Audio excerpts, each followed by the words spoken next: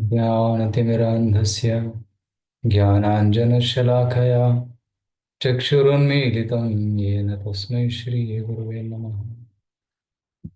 श्रीचैतन्यमनोभीष्टं स्थापितं येन भूतले स्वयं रूपकदा मह्यं ददाति स्वपदान्तिकम्।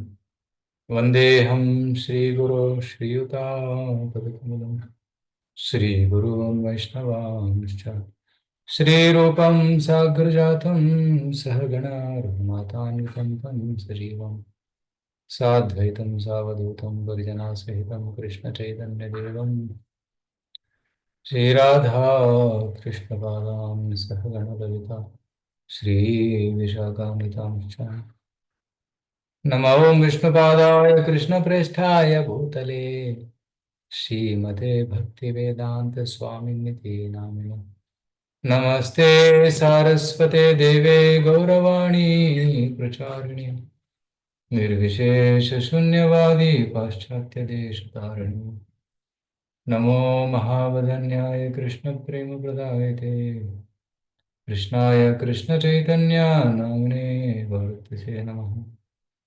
हे कृष्ण करुणा सिन्धो दीनबन्धो जगत्पते गोपेश गोपिका कान्त राधा कान्त नमोस्तुते तप्तकाञ्चन गौराङ्गी राधे वृन्दावनेश्वरी वृषभानुसुते देवी प्रणमामि हरिप्रिये। वाञ्छाकल्पतरुभ्यश्च कृपा सिन्धुभ्य एव च पतितानां पावनेभ्यो वैष्णवेभ्यो नमो नमः। जय श्री कृष्ण चैतन्य प्रभु नित्यानंद श्री अद्वैत गदाधर श्रीवासादि गौर भक्तवृंद। हरे कृष्णा कृष्णा कृष्णा हरे हरे हरे राम राम राम हरे हरे। मूकं करोति वाचालं पङ्गुं लङ्घयते गिरिं यत्कृपातमहं वन्दे श्रीगुरो दीनकारुणम् परमानन्दमाधवं श्रीचैतन्येश्वरम्।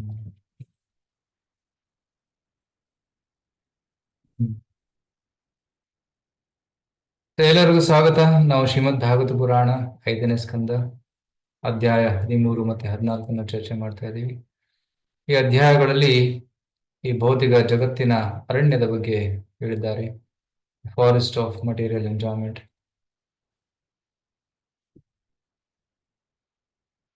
ಸೊ ಜಡಭರತನ ರೂಪಕ ಕಥೆ ಮತ್ತು ಶ್ರೀ ಶುಕಮುನಿಯವರ ವಿವರಣೆ, ಈ ಭಾಗವನ್ನು ನಾವು ಚರ್ಚೆ ಮಾಡ್ತಾ ಇದ್ದೀವಿ. ಹೋದ ವಾರ ನಾವು ಈ ಕಥೆಯ ಕೆಲವೊಂದು ಭಾಗವನ್ನ ಅರ್ಧ ಭಾಗವನ್ನ ಚರ್ಚೆ ಮಾಡಿದ್ದೀವಿ.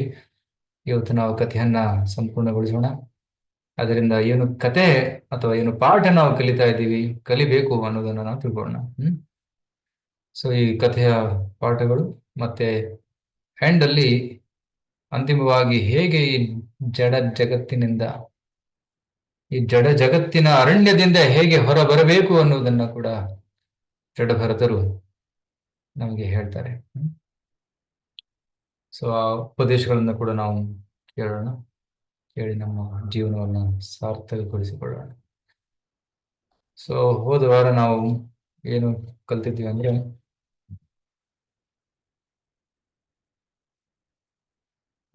ಸೊ ರಘುಗುಣ ರಾಜ ಇನ್ನಿಷ್ಟು ಪ್ರಶ್ನೆಗಳನ್ನು ಕೇಳ್ತಾನೆ. ಅದಕ್ಕೆ ಉತ್ತರವಾಗಿ ಜಡಭರತರು ಈ ಅರಣ್ಯದ ಕಥೆಯನ್ನು ಹೇಳ್ತಾರೆ. ಒಬ್ಬ ವ್ಯಾಪಾರಿ ಅರಣ್ಯಕ್ಕೆ ಹೋಗಿದ್ದ. ಅರಣ್ಯದಲ್ಲಿ ವಸ್ತುಗಳನ್ನ ಸಂಗ್ರಹಿಸಿ ಅದನ್ನ ಮಾರಿ ಲಾಭವನ್ನು ಪಡೆದುಕೊಳ್ಳೋದಕ್ಕೆ ಹೋದ. ಆದ್ರೆ ಅಲ್ಲಿ ಕಳ್ಳರಿದ್ರು, 6 ಇಂದ್ರಿಯಗಳು ಕಳ್ಳರು. ಸೊ ಅದರಿಂದ ದುಃಖಿತನಾದ. ಅಲ್ಲಿ ದರೋಡೆಕೋರರು, ಅನಿಯಂತ್ರಿತ ಇಂದ್ರಿಯಗಳು ದರೋಡೆಕೋರರು. ನಂತರ ನರಿಗಳು ಅವನು ಸಂಗ್ರಹಿಸಿದ ಸಂಪತ್ತನ್ನೆಲ್ಲ ಕತ್ಕೊಂಡ್ಬಿಡ್ತವೆ. ಅದೇ ರೀತಿ ಕೌಟುಂಬಿಕ ಸದಸ್ಯರು ಕೂಡ ಒಬ್ಬ ವ್ಯಕ್ತಿ ಗಳಿಸಿದಂತ ದುಡ್ಡನ್ನೆಲ್ಲ ಖರ್ಚು ಮಾಡಿಬಿಡ್ತಾರೆ ಅಂತ ಹೇಳಿ ಹೇಳ್ತಾರೆ. ನಂತರ ಆಶ್ರಯ ತಗೊಳ್ಳೋದಕ್ಕೆ ಒಂದು ಏನಂತಾರೆ, ಚಿಕ್ಕ ಗಿಡಗಳ ಆಶ್ರಯಕ್ಕೆ ಹೋದಾಗ ಅಲ್ಲಿ ಸೊಳ್ಳೆಗಳು ಕಚ್ತವೆ. ಅಲ್ಲಿ ಕೆಳವರ್ಗದ ಮನುಷ್ಯರೆಲ್ಲರೂ ಬಂದು ಅವನಿಗೆ ಕಷ್ಟವನ್ನ ಕೊಡ್ತಾರೆ.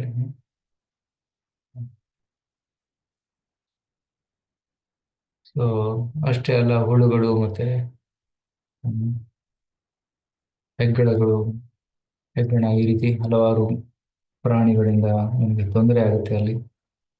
ಆಗ ಅವನು ಕಾಲ್ಪನಿಕ ಅರಮನೆಯನ್ನು ನೋಡ್ತಾನೆ. ಅದನ್ನು ನೋಡಿ ಸಂತೋಷ ಆಗುತ್ತೆ ಮನಸ್ಸಿಗೆ. ಆ ಆ ಕ್ಷಣ ಒಂದು ಸಂತೋಷ ಆಗುತ್ತೆ, ನನ್ನ ಹತ್ರ ಅರಮನೆ ಇದೆ ಅಂತ. ಸೊ ಬಟ್ ಆಕ್ಚುಲಿ ಅದು ಒಂದು ಊಹೆ ಮಾತ್ರ, ಅದು ಕಲ್ಪನೆ ಮಾತ್ರ. ಆ ಕನಸು ಮುರಿದ ಮೇಲೆ ಆ ಮತ್ತೆ ದುಃಖ ಆಗುತ್ತೆ ಅವನಿಗೆ. ಕೆಲವೊಮ್ಮೆ ಭೂತ ಪ್ರೇತಗಳು ಕೂಡ ಕಷ್ಟ ಕೊಡ್ತಾ ಇದ್ವು ಅರಣ್ಯದಲ್ಲಿ. ಆ ಭೂತ ಯಾವುದು? ಐಹಿಕ ಆಸೆಗಳು ಅಂತ ಹೇಳ್ತಾರೆ. ಸೊ ಮತ್ತೆ ಒಳಗಡೆ ಹೋದಾಗ ಅಲ್ಲಿ ಗಾಳಿ ಬೀಸಿತು. ಆ ಸುಳಿಗಾಳಿಯ ಪ್ರಭಾವದಿಂದ ಧೂಳು ಏರಿತು. ಆ ಧೂಳು ಕಣ್ಣನ್ನು ಮುಚ್ಚಿತು. ಆ ಧೂಳು ಕಾಮದ ಆಸೆಗಳು. ಕಾಮದ ಆಸೆ ಕಾರಣದಿಂದ ಅವನ ಕಣ್ಣಿಗೆ ಕಷ್ಟ ಆಗುತ್ತೆ. ನಂತರ ಭ್ರಮೆಗೊಳಗಾಗ್ತಾನೆ. ನಂತರ ಅಲ್ಲಿ ಗೂಬೆಗಳು ಮತ್ತು ಕೀಟಗಳ ಧ್ವನಿಯನ್ನ ಕೇಳಿ ಅವನಿಗೆ ಕಷ್ಟ ಆಗುತ್ತೆ. ರೈಟ್. ಸೊ ಇದು ವೈರಿಗಳು ಮತ್ತೆ ಸರ್ಕಾರಕ್ಕೆ ಹೋಲಿಸಿದ್ದಾರೆ. ಗೂಬೆಗಳನ್ನ ಮತ್ತೆ ಕೀಟಗಳನ್ನ ವೈರಿಗಳು ಮತ್ತು ಸರ್ಕಾರ. ಅವರಿಂದ ಬಳಲುತ್ತಾ ಆಶ್ರಯವನ್ನು ಪಡೆಯೋದಕ್ಕೆ ಒಂದು ದೊಡ್ಡ ವೃಕ್ಷಕ್ಕೆ ಬರ್ತಾನೆ. ಆ ವೃಕ್ಷದಲ್ಲಿ ಹಣ್ಣು ಇಲ್ಲ, ಹೂವುಗಳು ಇಲ್ಲ. ಅವ್ರು ಯಾರು? ಶ್ರೀಮಂತರು, ಬಟ್ ಅವರಲ್ಲಿ ಯಾವುದೇ ಒಂದು ಶ್ರೀ ಸಂಪತ್ತುಗಳಿವೆ, ದುಡ್ಡಿದೆ, ಆದ್ರೆ ಆ, ಸಹಾಯ ಮಾಡುವ ಒಂದು ವೃತ್ತಿ ಅವರಲ್ಲಿ ಇಲ್ಲ. ನಂತರ ಒಂದು ಹೊಳೆಗೆ ಬರ್ತಾನೆ. ಅಲ್ಲಿ ನೀರಿಲ್ಲ, ಆಳವಿಲ್ಲ. ಹ್ಮ್. ಯಾರು? ಐಥಿಯಿಸ್ಟ್, ನಾಸ್ತಿಕವಾದಿಗಳು, ನಿರೀಶ್ವರವಾದಿಗಳು ಅವ್ರ ಹತ್ರ ಬರ್ತಾನೆ. ನಂತರ ಕಾಡಲ್ಲಿ ಬೆಂಕಿ ಹತ್ತುತ್ತೆ. ಆ ಕಾಡಿನ ಬೆಂಕಿಯನ್ನ ಗೃಹಸ್ಥ ಜೀವನಕ್ಕೆ ಹೋಲಿಸಿದ್ದಾರೆ, ಯಾಕೆಂದ್ರೆ ತುಂಬಾ ಕಷ್ಟ, ತಾಪತ್ರೆಗಳು ಹೆಚ್ಚು. ನಂತರ ಯಕ್ಷರು ಕಷ್ಟ ಕೊಡ್ತಾರೆ, ಟ್ಯಾಕ್ಸ್ ಕೇಳ್ತಾರೆ, ಸರ್ಕಾರಿ ಜನರಿಗೆ ಹೋಲಿಸಿದ್ದಾರೆ. ಗಂಧರ್ವ ನಗರದಲ್ಲಿ ತಾತ್ಕಾಲಿಕ ಪರಿಹಾರವನ್ನು ಕಾಣ್ತಾನೆ. ರೈಟ್. ಅದು ಕನಸು, ಕನಸಿನಂತಹ ಸಂತೋಷ. ಸೊ ಪೂರ್ವಜರು ಕೆಲವು ಪ್ರತ್ಯಕ್ಷವಾಗಿ ಆಶೀರ್ವಾದವನ್ನು ಕೊಡ್ತಾರೆ. ಸೊ ಅದು ಕನಸು. ನಂತರ ದೊಡ್ಡ ಬೆಟ್ಟ ಏರುವ ಸಾಹಸವನ್ನು ಮಾಡ್ತಾನೆ. ಬೆಟ್ಟ ಯಾವುದು? ಗೃಹಸ್ಥ ಜೀವನದಲ್ಲಿ ಇರುವಂತಹ ಹಲವಾರು ಕಾರ್ಯಗಳು. ತುಂಬಾ ಕಷ್ಟ. ಕೆಲವೊಮ್ಮೆ ಮದುವೆ ಮಾಡಿಸ್ಬೇಕು. ಆ, ತುಂಬಾ ಕಷ್ಟ ಆಗುತ್ತೆ ಒಂದು ಮದುವೆ ಮಾಡಿಸೋದಕ್ಕೆ. ರೈಟ್. ಸೊ ಇಷ್ಟೊಂದು ಜನರನ್ನ ಕರಿಬೇಕು, ದುಡ್ಡು ಬೇಕು, ತುಂಬಾ ವಾರಗಟ್ಲೆ, ಕೆಲವೊಮ್ಮೆ ತಿಂಗಳುಗಟ್ಲೆ ಕಷ್ಟಪಡಬೇಕು. ಸೊ ಇಷ್ಟೆಲ್ಲ ಕಷ್ಟಪಟ್ಟು ಅವನಿಗೆ ಸಾಕಾಯ್ತು ಜೀವನ. ಸೊ ಆದ್ರೆ ಕಷ್ಟಗಳಿನ್ನೂ ಮುಗಿಲಿಲ್ಲ. ಸುಖದ ಆಸೆ ಇನ್ನೂ ಇತ್ತು. ಸೊ ಸುಖವನ್ನು ಹುಡುಕುತ್ತಾ ಮುಂದೆ ಬರ್ತಾನೆ. ಅಲ್ಲಿ ಒಂದು ಹೆಬ್ಬಾವಿಗೆ ಬಲಿಯಾಗ್ತಾನೆ. ಹೆಬ್ಬಾವವನ್ನು ನುಂಗಿ ಬಿಡುತ್ತೆ. ಅದು ನಿದ್ರೆಗೆ ಹೋಲಿಸಿದ್ದಾರೆ. ನಿದ್ರೆ ನಿದ್ರೆ ಅದು ಹೆಬ್ಬಾವು. ನಾವು ನಿದ್ರೆಗೆ ಒಳಗಾದಾಗ ನಾವೆಲ್ಲವನ್ನ ಮರ್ತು ಬಿಡ್ತೀವಿ. ಎಲ್ಲಿದ್ದೀವಿ, ಏನ್ ಕೆಲಸ ನಮ್ದು, ನಾನು ಯಾರು ಅನ್ನೋದನ್ನ ಕೂಡ ಮರ್ತು ಬಿಡ್ತೀವಿ. ಸೊ ಹೆಬ್ಬಾವಿಗೆ ಹೆಬ್ಬಾವನ ನಿದ್ರೆಗೆ ಹೋಲಿಸಿದ್ದಾರೆ. Okay. ಕೆಲವು ವಿಷಭರಿತ ಹಾವು ಕಚ್ಚುತ್ತೆ. ಆ ಅದು ವೈರಿಗಳು. ನಂತರ ಇಲ್ಲಿಂದ ತಪ್ಪಿಸಿಕೊಳ್ಳೋದಿಕ್ಕೆ ಅವನು ಮುಂದೆ ಓಡಿ ಬಂದಾಗ ಅಲ್ಲಿ ಒಂದು ಕತ್ತಲ ಕೂಪದಲ್ಲಿ ಬಿದ್ದುಬಿಡ್ತಾನೆ. ಸೊ ಮತ್ತೆ ಇನ್ನಿಷ್ಟು ನೋವುಗೊಳಗಾಗ್ತಾನೆ. ಸೊ ಇಲ್ಲಿವರೆಗೂ ನಾವು ಚರ್ಚೆ ಮಾಡಿದ್ದೀವಿ. ಈಗ ಮುಂದಿನ ವಿಷಯವನ್ನ ಚರ್ಚೆ ಮಾಡೋಣ. ಸೊ ಸಾಕಷ್ಟಿದೆ ಇದರಲ್ಲಿ. ಈ ರೀತಿ ಈ ಕಥೆಯಲ್ಲಿ ಹಲವಾರು ಪಾತ್ರಗಳು ಬರ್ತವೆ. ಇಲ್ಲಿವರೆಗೂ ನಾವು ಜೇನು ನೋಡೋದು 10ನೇ ಶ್ಲೋಕಕ್ಕೆ ಬಂದಿದ್ದೀವಿ. ಟೋಟಲ್ 19 ಶ್ಲೋಕದಲ್ಲಿ ಈ ಕಥೆಯನ್ನು ವರ್ಣನೆ ಮಾಡಿದ್ದಾರೆ. ಸೊ ಇನ್ನು 9 ಶ್ಲೋಕಗಳಲ್ಲಿ ಏನ್ ಹೇಳ್ತಾರೆ ಅನ್ನೋದನ್ನ ನೋಡೋಣ. ಸೊ ಅವನು ಹತ್ತಿರ ಬಂದಾಗ ಅಲ್ಲಿ ಕಾಡಲ್ಲಿ ಸುಖವನ್ನು ಹುಡ್ಕಕ್ ಹೋದಾಗ ಅಲ್ಲಿ ಒಂದು ಜೇನಿನ ತಟ್ಟೆ ಕಾಣಿಸಿತು. ಆ ತಟ್ಟೆಯನ್ನ ಬಿಡಿಸಿ ಜೇನನ್ನ ಸವಿಯೋದಕ್ಕೆ ಹೋದಾಗ ಅಲ್ಲಿ ಜೇನು ನೊಣಗಳು ಕಚ್ತವೆ. ಸೊ ಸೊ ಜೇನು ಆ ಒಂದು ಜೇನು ನೊಣ ಕಚ್ಚುವುದನ್ನ ಯಾವುದಕ್ಕೆ ಹೋಲಿಸಿದ್ದಾರೆ? ಸೊ ಜೇನಂದ್ರೆ ಯಾವುದು? ಜೇನಂದ್ರೆ ಸುಖ. ಎಂತಹ ಸುಖ? ವಿಶೇಷವಾಗಿ ಲೈಂಗಿಕ ಸುಖ ಅಥವಾ ಪರ ಸ್ತ್ರೀ ಪುರುಷರ ಸಂಬಂಧ, ಅದನ್ನ ಜೇನಿಗೆ ಹೋಲಿಸಿದ್ದಾರೆ. ಈ ಕಾರಣದಿಂದ, ಈ ರೀತಿ ಅನೈತಿಕ ಕಾರ್ಯವನ್ನು ಮಾಡಿದ ಕಾರಣದಿಂದ ಪೊಲೀಸರು ಬಂದು ಅವನ್ನ ಹಿಡ್ಕೊಂಡು ಹೋಗ್ತಾರೆ, ಅಥವಾ ಆ ಸ್ತ್ರೀಯ ಪತಿ ಇವನನ್ನ ಕೊಂದು ಬಿಡ್ತಾನೆ. ಅದನ್ನ ಜೇನು ಕಚ್ಚೋದಕ್ಕೆ ಹೋಲಿಸಲಾಗಿದೆ. ಸೊ ಅದಕ್ಕೆ ಈ ರೀತಿ ಜೇನಿನ ಹಿಂದೆ ಓಡಬಾರದು ಅಂತ ಒಂದು ಪಾಠವನ್ನ ನಾವು ಕಲಿಬಹುದು. ಸೊ ದೇವರು ನಮಗೋಸ್ಕರ ಎಷ್ಟು ಸುಖವನ್ನ ಇಟ್ಟಿದ್ದಾನೆ ಅದನ್ನ ಮಾತ್ರ ಭೋಗಿಸಬೇಕು. ತೇನ ತೆಕ್ತೇನ ಗುಂಜೀತ ಮಾಗ್ರಹ ಕಸ್ಯ ಸಿದ್ಧನಂ. ಪರಸ್ತ್ರೀ ಪರ ಪುರುಷರ ಸಂಬಂಧವನ್ನ ಬೆಳೆಸಿಕೊಳ್ಳುವುದು ಅನೈತಿಕ, ಅದು ಕಷ್ಟಕ್ಕೆ ಕಾರಣ ಅಂತ ಹೇಳ್ತಾರೆ. ಅದು ಕಷ್ಟಪಟ್ಟು ಅವನಿಗೆ ಅದು ಜೇನು ಸಿಕ್ಕರೂ ಕೂಡ ಅದನ್ನ ಇನ್ನೊಬ್ಬ ಯಾವನೋ ಬಂದು ಕತ್ಕೊಂಡು ಹೋಗ್ತಾನೆ. ರೈಟ್, ಯಾರೋ ಬಂದು ಕತ್ಕೊಂಡು ಹೋಗ್ತಾರೆ, ಇವನಿಗೆ ಸಿಗೋದಿಲ್ಲ. ರೈಟ್, ಅದೇ ರೀತಿ ಯಾರ್ದು ದುಡ್ಡನ್ನ ಅಥವಾ ಪರಸ್ತ್ರೀಯನ್ನ ಅವನು ಕತ್ಕೊಂಡ್ ಬಂದ್ರು ಕೂಡ ಯಾರೋ ಆ ದುಡ್ಡನ್ನ ಕತ್ಕೊಂಡು ಹೋಗ್ಬಿಡ್ತಾರೆ, ಅವನ ಹತ್ರ ಅದು ಉಳಿಯೋದಿಲ್ಲ. ರೈಟ್, ಕೆಲವರು ಕಷ್ಟಪಟ್ಟು ವಂಚನೆ ಮಾಡಿ ಶೋಷಣೆ ಮಾಡಿ ದುಡ್ಡು ಗಳಿಸ್ತಾರೆ, ಆದ್ರೆ ಆ ದುಡ್ಡು ಅವ್ರ ಹತ್ರ ಉಳಿಯೋದಿಲ್ಲ, ಅದು ಬೇಜಾರಿ ಮುಂದಕ್ಕೆ ಹೋಗುತ್ತೆ. ಸೊ ಈ ರೀತಿ ಜೇನು ಮತ್ತೆ ಜೇನಿನ ನೊಣದ ಕಚ್ಚುವಿಕೆ ಬಗ್ಗೆ ಇಲ್ಲಿ ವರ್ಣನೆ ಮಾಡಿದ್ದಾರೆ. ನಂತರ ಇನ್ನಿಷ್ಟು ಒಳಗಡೆ ಹೋದಾಗ ತುಂಬಾ ಚಳಿ, ತುಂಬಾ ಬಿಸಿಲು, ತುಂಬಾ ಶೆಕೆ, ಗಾಳಿ, ಮಳೆ. ಸೊ ಚಳಿ, ಗಾಳಿ, ಮಳೆ, ಬಿಸಿಲು, ಇದರಿಂದ ಅವನು ಬಳಲ್ತಾನೆ, ತುಂಬಾ ಕಷ್ಟಕ್ಕೆ ಈಡಾಗ್ತಾನೆ. ಸೊ ಇವೆಲ್ಲವನ್ನ ತಾಪತ್ರಯಗಳಿಗೆ ಹೋಲಿಸಿದ್ದಾರೆ. 3 ತಾಪತ್ರಯಗಳಿಗೆ ಇದನ್ನು ಹೋಲಿಸಿದ್ದಾರೆ. ಸೊ ಕಷ್ಟದ ಮೇಲೆ ಕಷ್ಟ ಅವನಿಗೆ ಬರ್ತಾ ಇರುತ್ತೆ. ನಂತರ ಬೇರೆಯವ್ರ ಹತ್ರ ಹೋಗ್ತಾನೆ, ಬೇರೆಯವ್ರ ಹತ್ರ ಹೋಗಿ ಭಿಕ್ಷೆ ಬಿಡ್ತಾನೆ. ದಯವಿಟ್ಟು ಸ್ವಲ್ಪ ದುಡ್ಡು ಕೊಡಿ, ಮನೇಲಿ ತುಂಬಾ ತೊಂದರೆ ಇದೆ, ಸೊ ಆ ತೊಂದರೆಗಳಿಂದ ಪರಿಹಾರ ಪಡ್ಕೋಬೇಕು ನಾನು, ದಯವಿಟ್ಟು ದುಡ್ಡು ಕೊಡಿ ಅಂತ ಹೇಳ್ತಾನೆ. ಆದ್ರೆ ಅವಾಗ ಏನಾಗುತ್ತೆ, ಅಲ್ಲಿ ಜನರು ಅವಮಾನ ಮಾಡಿ ಕಳಿಸ್ತಾರೆ. ರೈಟ್, ಅವನಿಗೆ ಅವಮಾನ ಆಗುತ್ತೆ. ಸೊ ಅವನು ಖುದ್ದಾಗಿ ಗಳಿಸಕ್ಕೆ ಆಗ್ತಾ ಇಲ್ಲ, ಬೇರೆಯವ್ರ ಹತ್ರ ಭಿಕ್ಷೆ ಬಿಡಬೇಕಾಯ್ತು. ಸೊ ಕೆಲವೊಮ್ಮೆ ಭಿಕ್ಷೆ ಅಂದ್ರೆ ಏನು, ಕೆಲವೊಮ್ಮೆ ಸಿಗುತ್ತೆ, ಕೆಲವೊಮ್ಮೆ ಸಿಗೋದಿಲ್ಲ. ಸೊ ಸಿಕ್ಕಾಗ ಸಂತೋಷ, ಆದ್ರೆ ಸಿಗ್ಲಿಲ್ಲ ಅಂದ್ರೆ ದುಃಖ.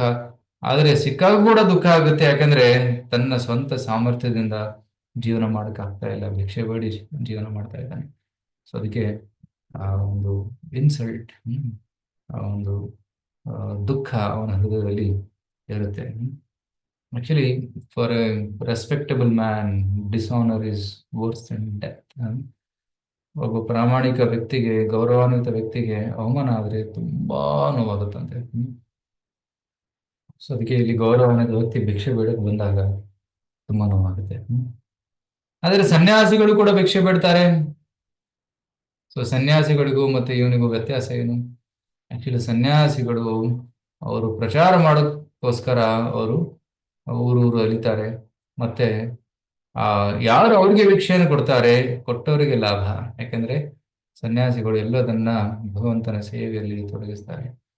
ಸೊ ಸನ್ಯಾಸಿಗಳಿಗೂ ಭಿಕ್ಷು ಅಂತ ಕರೀತಾರೆ, ತ್ರಿದಂಡಿ ಭಿಕ್ಷು.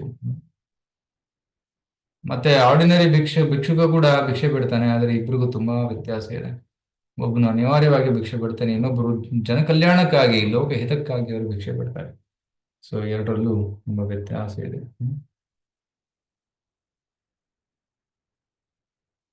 ಸೊ ಭಿಕ್ಷೆ ಬಿಡ್ತಾನೆ, ಕಳ್ತನ ಮಾಡ್ತಾನೆ, ಎಷ್ಟೊಂದು ಕಷ್ಟಪಡ್ತಾನೆ. ನಂತರ ಮದುವೆ ಆಗ್ತಾನಂತೆ. ಮದುವೆ ಆಗಿ ಮನೆಯಲ್ಲಿ ಸುಖವನ್ನ ಅನುಭವಿಸೋದಕ್ಕೆ ಪ್ರಯತ್ನ ಪಡ್ತಾನೆ, ಕಷ್ಟಪಟ್ಟು ದುಡಿತಾನೆ, ಹೆಂಡತಿಯ ಎಲ್ಲ ಅವಶ್ಯಕತೆಗಳನ್ನ ಪೂರೈಸೋದಕ್ಕೆ ಪ್ರಯತ್ನ ಪಡ್ತಾನೆ. ಆದರೂ ಕೂಡ ದುಃಖಗಳು ಬಿಡೋದಿಲ್ಲ. ಕೆಲವೊಮ್ಮೆ ದುಡ್ಡಿನ ಕೊರತೆಯಿಂದ ಮತ್ತೆ ಕೆಲವೊಮ್ಮೆ ರೋಗಗಳಿಂದ ತುಂಬಾ ನೋವಾಗುತ್ತಂತೆ. ಸೊ ಇದನ್ನ ಯಾವುದಕ್ಕೆ ಹೋಲಿಸಿದ್ದಾರೆ ಅಂದ್ರೆ ಗೃಹಸ್ಥ ಜೀವನದಲ್ಲಿ ಬರುವಂತಹ ಕಷ್ಟಗಳು ಮತ್ತೆ ಡಿವೋರ್ಸ್. ವಿವಾಹ ವಿಚ್ಛೇದನೆ ಅಂತ ಕರೀತಾರೆ. ಆಕ್ಚುಲಿ ಹಿಂದಿನ ಕಾಲದಲ್ಲಿ ಸಂಸ್ಕೃತದಲ್ಲಿ ಡಿವೋರ್ಸ್ ಅನ್ನೋ ಪದ, ಅದಕ್ಕೆ ಪದ ಇಲ್ಲ. ಬಟ್ ಈಗ ಆಧುನಿಕ ಜಗತ್ತಿನಲ್ಲಿ ನಾವು ನೋಡ್ತೀವಿ ಎಷ್ಟೊಂದು ಡಿವೋರ್ಸ್ಗಳು ಕೂಡ ಆಗ್ತಾ ಇದ್ದಾವೆ. ರೈಟ್. ಭಾರತದಲ್ಲಿ ಡಿವೋರ್ಸ್ ಪರ್ಸೆಂಟೇಜ್ ಸುಮಾರು 1% ಇದೆ ಅಂತ. ಅಂದರೆ 140 ಕೋಟಿ ಜನಸಂಖ್ಯೆಯಲ್ಲಿ 1% ಜನ ಡಿವೋರ್ಸ್ ಆಗ್ತಾರೆ. ಅಂದರೆ ಸುಮಾರು 14 ಕೋಟಿ ಜನ. ದೊಡ್ಡ ನಂಬರ್ ಅದು. ಅಂದರೆ 14 ಕೋಟಿಯಲ್ಲಿ ಸುಮಾರು 5 ಕೋಟಿ ಜನ, 5 ಕೋಟಿ ಫ್ಯಾಮಿಲೀಸ್ ಇರ್ಬೋದು. ಅಷ್ಟು ಜನ ಭಾರತದಲ್ಲಿ ಡಿವೋರ್ಸ್ ತಗೊಂತಾ ಇದ್ದಾರೆ. ಬೆಂಗಳೂರು ಹೈಕೋರ್ಟ್ ಅಲ್ಲಿ, ಸಿವಿಲ್ ಕೋರ್ಟ್ ಅಲ್ಲಿ ಪ್ರತಿ ದಿನಕ್ಕೆ 1,000 ಕೇಸಸ್ ನೋಂದಣಿ ಆಗ್ತಾರಂತೆ ಡಿವೋರ್ಸ್ಗೋಸ್ಕರ. ಸೊ ಅಷ್ಟು ಈಗ ಹೆಚ್ಚುತ್ತಾ ಇದೆ. ಅಂದ್ರೆ ಮದುವೆ ಆಗಿ ಸುಖವನ್ನ ಬಯಸ್ತಾರೆ, ಆದ್ರೆ ಮದುವೆ ಆದ್ಮೇಲೆ ಇನ್ನಿಷ್ಟು ದುಃಖನೇ ಸಿಗುತ್ತೆ. ರೈಟ್. ಆದ್ರೆ ಈಗಿನ ಕಾಲದಲ್ಲಿ ಏನಾಗ್ತಾ ಇದೆ, ಡಿವೋರ್ಸ್ ಆಗುವ ಭಯದಿಂದ ಜನರು ಮದುವೆ ಮಾಡ್ಕೊಳ್ದೇನೆ ಬಿಡ್ತಾ ಇದ್ದಾರೆ. ಮದುವೆ ಮಾಡ್ಕೊಳ್ಳೋದು ಬಿಟ್ಟು ಪ್ರಾಣಿಗಳ ತರ ಒಟ್ಟಿಗೆ ಇರ್ತಾ ಇದ್ದಾರೆ. ಇದಕ್ಕೆ ಲಿವ್ ಇನ್ ರಿಲೇಶನ್ಶಿಪ್ ಅಂತ ಕರೀತಾರೆ ಆಧುನಿಕ ಟರ್ಮ್ಸ್ ಅಲ್ಲಿ. ಲಿವ್ ಇನ್, ಲಿವ್ ಇನ್ ಅಂದ್ರೆ ಮದುವೆ ಆಗಿಲ್ಲ ನಾವು, ಬಟ್ ಒಟ್ಟಿಗೆ ಇರ್ತೀವಿ. We are not married but will stay together. Okay, experiment ಮಾಡೋಣ. ಈಗ 1-2 ವರ್ಷ ಸರಿ ಹೊಂದಿದ್ರೆ ಕಂಟಿನ್ಯೂ ಮಾಡೋಣ. ಸೊ ಈ ರೀತಿ ಸಂಬಂಧ, ಇದಕ್ಕೆ ಅನುಮತಿ ಇಲ್ಲ. ರೈಟ್. ವಿವಾಹ ಅಂದ್ರೆ ಜೀವನ ಪರ್ಯಂತ, ಕೊನೆ ಉಸಿರಿನವರೆಗೂ ಒಟ್ಟಿಗೆ ಇರುವ ಒಂದು ಸಂಕಲ್ಪ, ವಿವಾಹ ಸಂಸ್ಕಾರ. ಸೊ ಅದನ್ನ ಮುರಿದು ಮತ್ತೆ ಆ ಬೇರೆಯವ್ರ ಜೊತೆ ಸಂಬಂಧ ಸ್ಥಾಪಿಸುವುದು, ಕೇವಲ ಇಂದ್ರ ತೃಪ್ತಿಗೋಸ್ಕರ ಬದಲಾಯಿಸುವುದು, ಪಾರ್ಟ್ನರ್ಸ್ ಅನ್ನು ಬದಲಾಯಿಸುವುದು, ಅದು ಸರಿಯಲ್ಲ. ಇದು ತಪ್ಪು. ಶಾಸ್ತ್ರ ಇದನ್ನು ಒಪ್ಪೋದಿಲ್ಲ. ಆದ್ರೆ ಅಂತಹ ಒಂದು ಸಂಸ್ಕೃತಿ ಈಗ ವಿದೇಶದಲ್ಲಂತೂ ಇದೆ, ಭಾರತದಲ್ಲೂ ಕೂಡ ಬರ್ತಾ ಇದೆ. ಬೆಂಗಳೂರಂತಹ ಮಹಾನಗರಗಳಲ್ಲಿ ಕೂಡ ಈ ಒಂದು ಲಿವ್ ಇನ್ ರಿಲೇಶನ್ಶಿಪ್ಸ್ ಸಂಬಂಧಗಳು ಬರ್ತಾ ಇದೆ. ಸೊ ಇದು ಒಳ್ಳೆಯದಲ್ಲ. So first of all divorce ಒಳ್ಳೆಯದಲ್ಲ, ಅದಕ್ಕೂ ಕೆಟ್ಟದ್ದು ಲಿವ್ ಇನ್ ರಿಲೇಶನ್ಶಿಪ್ಸ್. ಸೊ ಭಾರತೀಯ ಸಂಸ್ಕೃತಿ ಅಂದ್ರೆ ಬ್ರಹ್ಮಚಾರಿ, ಗೃಹಸ್ಥ, ವಾನಪ್ರಸ್ಥ ಮತ್ತೆ ಸನ್ಯಾಸ, ಈ 4 ಆಶ್ರಮಗಳು. ಫಸ್ಟ್ ಅವನು ಬ್ರಹ್ಮಚಾರಿಯಾಗಿ ಟ್ರೈನಿಂಗ್ ತಗೋಬೇಕು. ನಂತರ ಗೃಹಸ್ಥ ಜೀವನವನ್ನು ಸರಿಯಾಗಿ ನಡೆಸಬಹುದು. ನಂತರ ವಾನಪ್ರಸ್ಥ ಜೀವನದಲ್ಲಿ ರಿಟೈರ್ಡ್ ಆಗಿ ಕಂಪ್ಲೀಟ್ ದೇವರ ಸೇವೆಯಲ್ಲಿ ತೊಡಗಬೇಕು. ಸನ್ಯಾಸ ಆಶ್ರಮದಲ್ಲಿ 100% ದೇವರ ಸೇವೆಯಲ್ಲಿ ತೊಡಗಬೇಕು. ಇದು 4 ಆಶ್ರಮಗಳು. ಈಗಿನ ಆಧುನಿಕ ಜಗತ್ತಿನಲ್ಲಿ ಮಕ್ಕಳಿಗೆ ಬ್ರಹ್ಮಚಾರಿ ಪ್ರಶಿಕ್ಷಣ ಟ್ರೈನಿಂಗ್ ಸಿಗ್ತಾ ಇಲ್ಲ. ಈ ಬ್ರಹ್ಮಚಾರಿ ಟ್ರೈನಿಂಗ್ ಅಥವಾ ಬ್ರಹ್ಮಚಾರಿಣಿ ಟ್ರೈನಿಂಗ್ ಸಿಗದೆ ಇರೋ ಕಾರಣದಿಂದ ಏನಾಗ್ತಾ ಇದೆ, ಮಕ್ಕಳು ಒಳ್ಳೆ ಗೃಹಸ್ಥ ಜೀವನ ಕೂಡ ನಡೆಸಕ್ಕೆ ಆಗ್ತಾ ಇಲ್ಲ. ಯಾಕಂದ್ರೆ ಗೃಹಸ್ಥ ಜೀವನದಲ್ಲಿ ಹೇಗಿರಬೇಕು, ಇಂದ್ರಿಯಗಳನ್ನ ಹೇಗೆ ನಿಯಂತ್ರಿಸಿಕೊಳ್ಳಬೇಕು, ಸಂಬಂಧಗಳು ಹೇಗಿರಬೇಕು, ಗೃಹಸ್ಥ ಜೀವನ ಮಾಡ್ತಾ ಮಾಡ್ತಾ ಭಕ್ತಿ ಸೇವೆ ಹೇಗೆ ಮಾಡಬೇಕು, ಆ ಜೀವನದ ಗೃಹಸ್ಥ ಜೀವನದ ಉದ್ದೇಶ ಏನು ಅನ್ನೋದು ಮಕ್ಕಳಿಗೆ ಗೊತ್ತಿಲ್ಲ. ಕೇವಲ ಇಂದ್ರ ತೃಪ್ತಿ ಮಾತ್ರ ಒಂದು ಗೋಲ್ ಆಗ್ಬಿಟ್ಟಿದೆ. ಓಕೆ, ಗಂಡನ ಸ್ಯಾಲರಿ ಎಷ್ಟು, ಹೆಂಡತಿಯ ಸ್ಯಾಲರಿ ಎಷ್ಟು, ಎರಡು ಸೇರಿಸಿದರೆ ನಮ್ಮ ಅವಶ್ಯಕತೆಗಳು, ನಮ್ಮ ಇಂದ್ರ ತೃಪ್ತಿ ಪೂರೈಕೆ ಆಗುತ್ತೆ, ಮದುವೆ ಮಾಡ್ಕೊಂಡು. ಸೊ ಈ ರೀತಿ ಕೇವಲ ದುಡ್ಡಿನಿಂದ ಅವರು ಪರಿಗಣಿಸ್ತಾ ಇದ್ದಾರೆ. ಹೋಗಿ ಇವನು ಸಾಫ್ಟ್ವೇರ್ ಇಂಜಿನಿಯರು, ಇವನು ಎಷ್ಟು ಗಳಿಸ್ತಾನೆ, ಮತ್ತೆ ಎಷ್ಟು ಬ್ಯಾಲೆನ್ಸ್ ಇದೆ, ಎಷ್ಟು ಆಸ್ತಿ ಇದೆ, ಇದೇ ಕ್ರೈಟೀರಿಯಾ ಆಗ್ಬಿಟ್ಟಿದೆ. ಅವನ ಚರಿತ್ರೆ ಎಂಥದ್ದು, ಗುಣಗಳೆಂಥದ್ದು ಅದ್ರ ಬಗ್ಗೆ, ಅಥವಾ ಅವಳ ಚರಿತ್ರೆ ಎಂಥದ್ದು ಅದ್ರ ಬಗ್ಗೆ ಕೇಳೋದು ಕಮ್ಮಿ ಆಗಿಬಿಟ್ಟಿದೆ.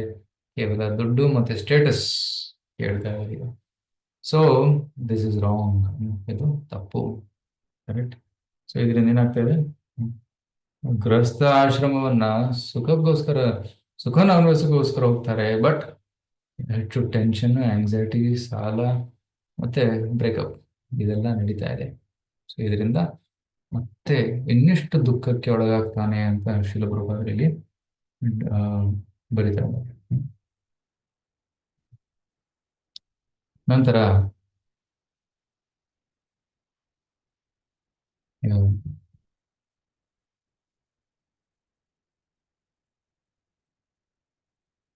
ಸೊ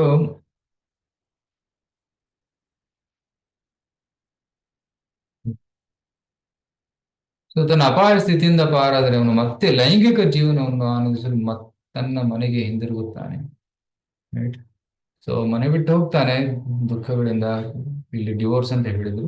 ಅದನ್ನ ಮನೆ ಬಿಟ್ಟು ಹೋಗೋದಕ್ಕೆ ಅದು ಸಪರೇಟ್ ಆಗೋದಕ್ಕೆ ಹೋಲಿಸಬಹುದು. ಆದ್ರೆ ಮತ್ತೆ ವಾಪಸ್ ಬರ್ತಾನೆ, ಯಾಕಂದ್ರೆ ಲೈಂಗಿಕ ಆಸೆಯನ್ನು ಆ, ಶಾಂತವಾಗಿಲ್ಲ. ರೈಟ್. ಸೊ ತನ್ನ ತಂದೆ ತಾಯಿಯನ್ನು ಕಳೆದುಕೊಂಡಾಗ ಅವನು ಹೊಸದಾಗಿ ಹುಟ್ಟಿದ ತನ್ನ ಮಕ್ಕಳನ್ನು ಹಚ್ಚಿಕೊಳ್ಳುತ್ತಾನೆ. ಫಸ್ಟ್ ತಂದೆ ತಾಯಿ ಪ್ರತಿ ಆಸಕ್ತಿ ಇತ್ತು. ತಂದೆ ತಾಯಿ ತೀರ್ಕೊಂಡ್ಮೇಲೆ ಹೆಂಡತಿ ಮೇಲೆ ಆಸಕ್ತಿ ಇತ್ತು. ನಂತರ ಮಕ್ಕಳ ಮೇಲೆ ಆಸಕ್ತಿ. ರೈಟ್. ಭೌತಿಕ ಅಸ್ತಿತ್ವದ ಅರಣ್ಯದಲ್ಲಿ ಅಲೆಯುವುದನ್ನು ಮುಂದುವರಿಸುತ್ತಾನೆ. ತನ್ನ ನಿಜವಾದ ಹಿತ ಯಾವುದು ಎಂಬುದನ್ನು ಸಾವಿನ ಗಳಿಗೆಯಲ್ಲಿ ಕೂಡ ಅವನು ಕಂಡುಕೊಳ್ಳುವುದಿಲ್ಲ. So this problem. ರೈಟ್. ಜನರು ಸೊ ಭೌತಿಕ ಸುಖದ ಹಿಂದೆ ಆಸಕ್ತಿಗಳಿಂದ ಓಡ್ತಾ ಇದ್ದಾರೆ. ಆದ್ರೆ ಅವನ ನಿಜ ಸ್ವಾರ್ಥ ಏನು? ರೈಟ್. ನದೇ ವಿದು ಸ್ವಾರ್ಥ ಗತಿಂ ಹಿ ವಿಷ್ಣು ದುರಾಶಯಾಯೇ ಬಹಿರರ್ಥ ಮಾನಿನ. ನ ತೇ ವಿದುಃ ಸ್ವಾರ್ಥಗತಿಂ ಹೇ ವಿಷ್ಣು. ನಮ್ಮ ನಿಜವಾದ ಸ್ವಾರ್ಥಗತಿ, ಸ್ವ ಅರ್ಥ ಅಂದ್ರೆ ನಮಗೆ ಒಳ್ಳೇದ್ಯಾವುದು, ಸ್ವಾರ್ಥಗತಿ ಯಾರು? ವಿಷ್ಣು ಅನ್ನೋದು ಜನರಿಗೆ ಗೊತ್ತಿಲ್ಲ.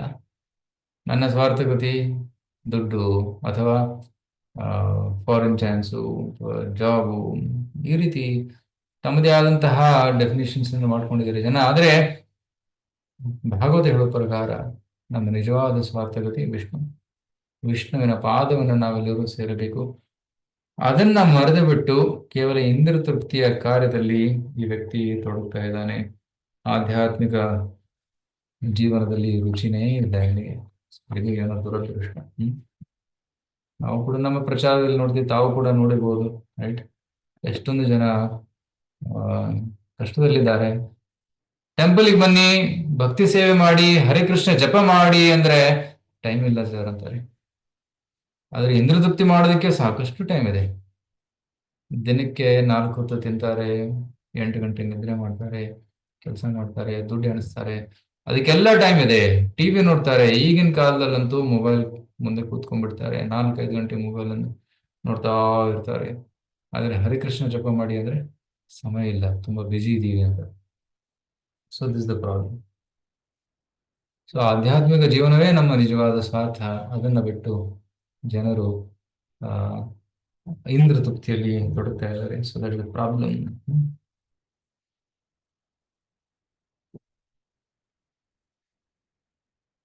ನಂತರ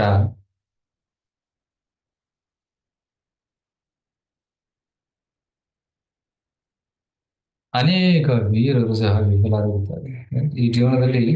ಏನಾಗ್ತಾ ಇದೆ? ಇಲ್ಲಿ ಒಬ್ಬ ವೀರ ಈಗ ನೋಡಿ, ಯುದ್ಧಕ್ಕೆ ಹೋಗಿದ್ದಾನೆ. ಯುದ್ಧದಲ್ಲಿ ಅವನು ಬಾಣ ಚುಚ್ಚಿ ಸತ್ತು ಬಿಟ್ಟಿದ್ದಾನೆ. ಸೊ ವೀರರು ಕೂಡ, ಹಿಂದಿನ ಕಾಲದಲ್ಲಿ ಯೋಧರು ಕೂಡ ಈ ಭೂಮಿಯನ್ನ ಆಳೋದಕ್ಕೆ ಅಂತ ಬಂದ್ರು. ಯುದ್ಧವನ್ನ ಗೆದ್ದು, ಭೂಮಿಯನ್ನ ಗೆದ್ದು ಈ ಭೂಮಿಯನ್ನು ಆಳೋದಕ್ಕೆ ಬಂದ್ರ ದೊಡ್ಡ ದೊಡ್ಡ ರಾಜರು ಕೂಡ ಸೋತು ಹೋಗಿದ್ದಾರೆ, ಸತ್ತು ಹೋಗಿದ್ದಾರೆ. Alexander the great. Right. So ಪ್ರಸಿದ್ಧ ವ್ಯಕ್ತಿ ಅಲೆಕ್ಸಾಂಡರ್. ಅವನು ಇಡೀ ದೇಶಗಳನ್ನ ಗೆದ್ದಿದ್ದ. ಆದ್ರೆ ಅವನು ಸತ್ತು ಬಿಟ್ಟ. ದೇಶ ಉಳಿತು, ನೆಲ ಅಲ್ಲೇ ಉಳಿತು, ಅವನು ಹೋಗ್ಬಿಟ್ಟ. ಸೊ ಈ ರೀತಿ ಒಂದು ದಿನ ಸಾವು ಬರುತ್ತೆ. ರೈಟ್. ಸೊ ಈ ದೊಡ್ಡ ದೊಡ್ಡ ರಾಜರು ಕೂಡ ತಮ್ಮ ನಿಜವಾದ ಸ್ವಾರ್ಥಗತಿ ವಿಷ್ಣು ಅನ್ನೋದನ್ನ ಮರೆತು ಬಿಟ್ಟು ಕೇವಲ ರಾಜ್ಯವನ್ನು ಆಡೋದಕ್ಕೆ ಜೀವನವನ್ನು ಕೊಟ್ಬಿಟ್ರು. ಅವರಿಗೆ ಸಿಕ್ಕಿದ್ದೇನು? ಕೇವಲ ಸಾವು ಮಾತ್ರ. ರೈಟ್. ಮುಂದಿನ ಜೀವನಕ್ಕೆ ಅವರು ಏನು ತಗೊಂಡು ಹೋಗ್ಲಿಲ್ಲ. ಅಫ್ಕೋರ್ಸ್ ಅವರು ರಾಜರಾಗಿದ್ದಾಗ ಒಂದು ವೇಳೆ ದೇವಸ್ಥಾನ ಕಟ್ಟಿದ್ದರೆ, ಭಕ್ತರಿಗೆ ಸಹಾಯ ಮಾಡಿದ್ದರೆ, ಆ ಪುಣ್ಯವನ್ನ ತಗೊಂಡು ಹೋಗಿ ಮುಂದಿನ ಜನ್ಮದಲ್ಲಿ ಭಕ್ತಿ ಸೇವೆ ಮಾಡುವ ಅವಕಾಶ ಸಿಗ್ಬೋದು. ಆದರೆ ರಾಜರಾಗಿ ಕೇವಲ ಭೂಮಿಯನ್ನ ಆಳಿ ಸ್ವಾರ್ಥಕ್ಕೋಸ್ಕರ ಜೀವನ ನಡೆಸಿದರೆ ಮುಂದಿನ ಜನ್ಮದಲ್ಲಿ ಮತ್ತೆ ನರಕಕ್ಕೆ ಹೋಗಬೇಕಿತ್ತು. ಸೊ ಈ ರೀತಿ ಮಹಾವೀರರು ಕೂಡ ನಡೆದಿದ್ದಾರೆ. ಸೊ ನಂತರ ಒಂದು ವೃಕ್ಷಕ್ಕೆ ಬರ್ತಾನೆ. ವೃಕ್ಷದ ಸುತ್ತಲೂ ಬಳ್ಳಿಗಳು ಸುತ್ತಿದ್ದವು. ಆ ಬಳ್ಳಿಗಳ ಆಶ್ರಯವನ್ನು ತಗೊಂತಾನೆ. ಮತ್ತು ಬಳ್ಳಿಗಳಲ್ಲಿ ಪಕ್ಷಿಗಳು ಕೂತು, ಪಕ್ಷಿಗಳು ಮಧುರವಾಗಿ ಹಾಡ್ತಾ ಇದ್ವು. ಸೊ ಆ ಬಳ್ಳಿ ಹತ್ತಿರ ಬಂದು ಆ ಪಕ್ಷಿಗಳ ಮಾತನ್ನ ಕೇಳುತ್ತಾ ಅವನಿಗೆ ತುಂಬಾ ಆನಂದವಾಗುತ್ತೆ. ರೈಟ್. ಸೊ ಇದನ್ನ ಯಾವ್ದಕ್ಕೆ ಹೋಲಿಸಿದ್ದಾರೆ ಅಂದ್ರೆ, ಆ ಬಳ್ಳಿ ಯಾರು? ಹೆಂಡತಿ. ಆ ಪಕ್ಷಿಗಳು ಯಾರು? ಮಕ್ಕಳು. ಸೊ ಹೆಂಡತಿಯ ಆಶ್ರಯವನ್ನು ತಗೊಂಡು ಮತ್ತೆ ಮಕ್ಕಳ ಆ ಎಂತಾರೆ ಮಧುರ ಮಾತುಗಳನ್ನ ಕೇಳಿ ಅವನು ತುಂಬಾ ತೃಪ್ತಿ ಪಡ್ಕೊಳ್ಳೋದಕ್ಕೆ ಪ್ರಯತ್ನ ಪಟ್ಟ. ಹ್ಮ್ ಅಂತ ಹೇಳ್ತಾರೆ ಇಲ್ಲಿ. So embraced in the wife's arms, ಹೆಂಡತಿಯ ಕೈ ಕೈಯಿಂದ ಆಲಿಂಗನ, ಮತ್ತೆ ಆ ತನ್ನ ಮಕ್ಕಳ ಧ್ವನಿ, ರೈಟ್, ಇದನ್ನ ಕೇಳಿ ಸ್ವಲ್ಪ ಅವನಿಗೆ ಸಂತೃಪ್ತಿ ಸಿಕ್ಕುತ್ತೆ. ಅದು ಕ್ಷಣಿಕ ಮಾತ್ರ. ಹ್ಮ್ ಮತ್ತೆ ಕಷ್ಟ. ನಂತರ ಏನಾಯ್ತು? ಸಿಂಹಗಳು ಬರ್ತಾವೆ. ಸಿಂಹಗಳು ಯಾವುವು? ಯಾವುದಕ್ಕೆ ಹೋಲಿಸಿದ್ದಾರೆ? ಕಾಲಚಕ್ರ. ಅಂದ್ರೆ ಕಾಲ ಬರ್ತಾ ಇದೆ, ಕಾಲ ಅಂದ್ರೆ ಮೃತ್ಯು. ಕಾಲ ಸುತ್ತುತ್ತಾ ಇದೆ, ಕಾಲಚಕ್ರ ಸುತ್ತುತ್ತಾ ಇದೆ. ಕಾಲದ ಪ್ರಭಾವದಿಂದ ಜನರು ಹುಟ್ಟುತ್ತಾರೆ, ಸಾಯ್ತಾರೆ, ಹುಟ್ಟುತ್ತಾರೆ, ಸಾಯ್ತಾರೆ. ಸೊ ಈ ಚಕ್ರ ಎಂದೂ ನಿಲ್ಲೋದಿಲ್ಲ. ಇದು ಕಾಲಚಕ್ರ. ನಮ್ಮ ಗಡಿಯಾರ ಬ್ಯಾಟರಿ ವೀಕ್ ಆದಾಗ ನಿಲ್ಬಹುದು, ಆದ್ರೆ ಕಾಲಚಕ್ರ ಎಂದೂ ನಿಲ್ಲೋದಿಲ್ಲ, ಅದು ಸುತ್ತುತ್ತಾ ಇರುತ್ತೆ. ಹ್ಮ್. ಹೀಗೆ ಗಿರಣಿಯಲ್ಲಿ ಅದು ಚಕ್ರ ಬೀಸುತ್ತೆ, ಹಿಟ್ಟನ್ನ ಬೀಸುತ್ತೆ. ಅದೇ ರೀತಿ ಕಾಲಚಕ್ರ ಎಲ್ಲವನ್ನ ಪುಡಿ ಪುಡಿ ಪುಡಿ ಪುಡಿ ಮಾಡುತ್ತೆ. ಕಾಲೋಸ್ಮಿ ಲೋಕ ಕ್ಷಯಕೃತ್ ಪ್ರವೃದ್ಧೋ ಲೋಕಾನ್ ಸಮಾಹರ್ತುಂ ಇವ ಪ್ರವೃತ್ತಃ. ಸೊ ಶ್ರೀಕೃಷ್ಣ ಭಗವದ್ಗೀತೆ 11ನೇ ಅಧ್ಯಾಯದಲ್ಲಿ ಹೇಳ್ತಾರಲ್ಲ, ಏನ್ ಹೇಳ್ತಾರೆ? ನಾನು ಕಾಲೋಸ್ಮಿ ಲೋಕ ಕ್ಷಯಕೃತ್ ಪ್ರವೃದ್ಧ, ಎಲ್ಲವನ್ನು ನಾಶ ಮಾಡ್ತಾ ಇದ್ದೀನಿ. ಸೊ ಈ ರೀತಿ ಅದು ನಿಧಾನವಾಗಿ ಕಾಲಚಕ್ರ ಸುತ್ತುತ್ತದೆ. ಅದನ್ನ ಸಿಂಹಕ್ಕೆ ಹೋಲಿಸಿದ್ದಾರೆ.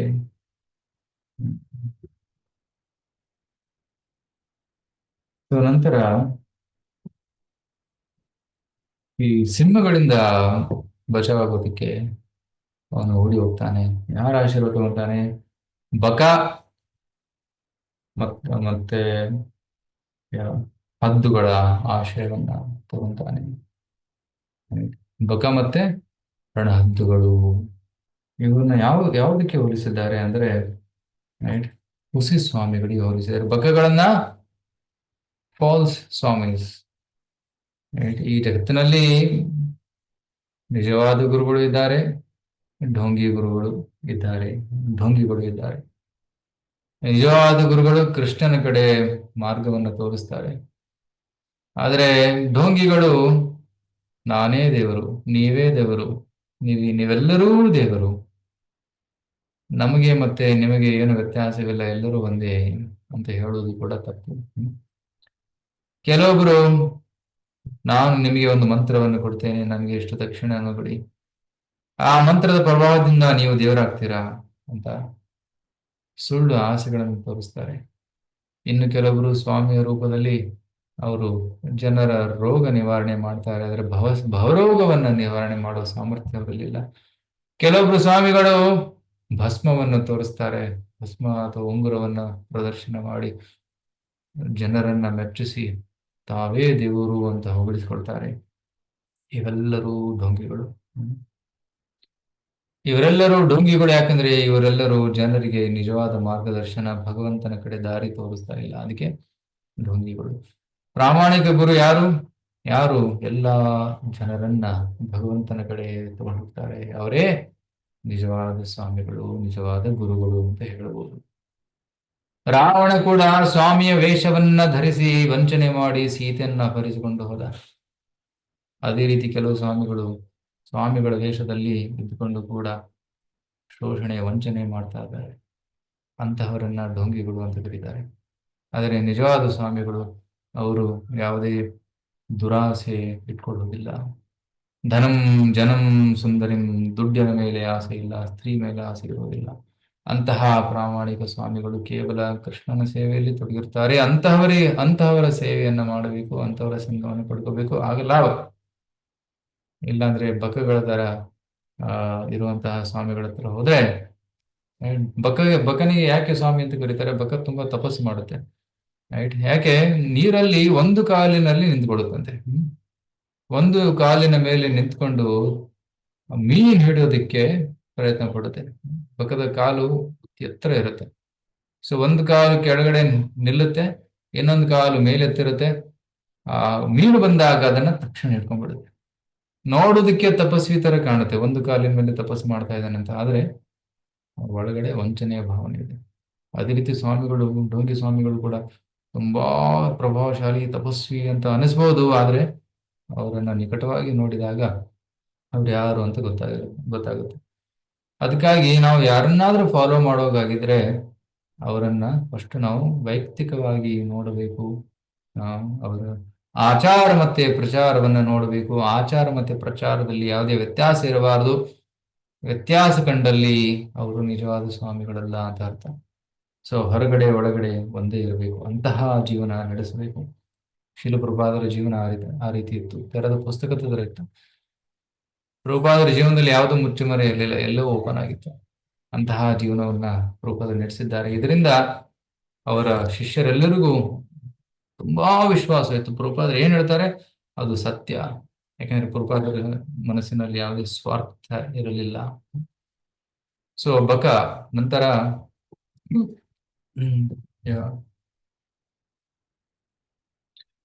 ಸೊ ಬಕಗಳಿಂದ ವಂಚಿತನಾಗಿ ಅವನು ಹಂಸಗಳ ಹತ್ರ ಬರ್ತಾನೆ.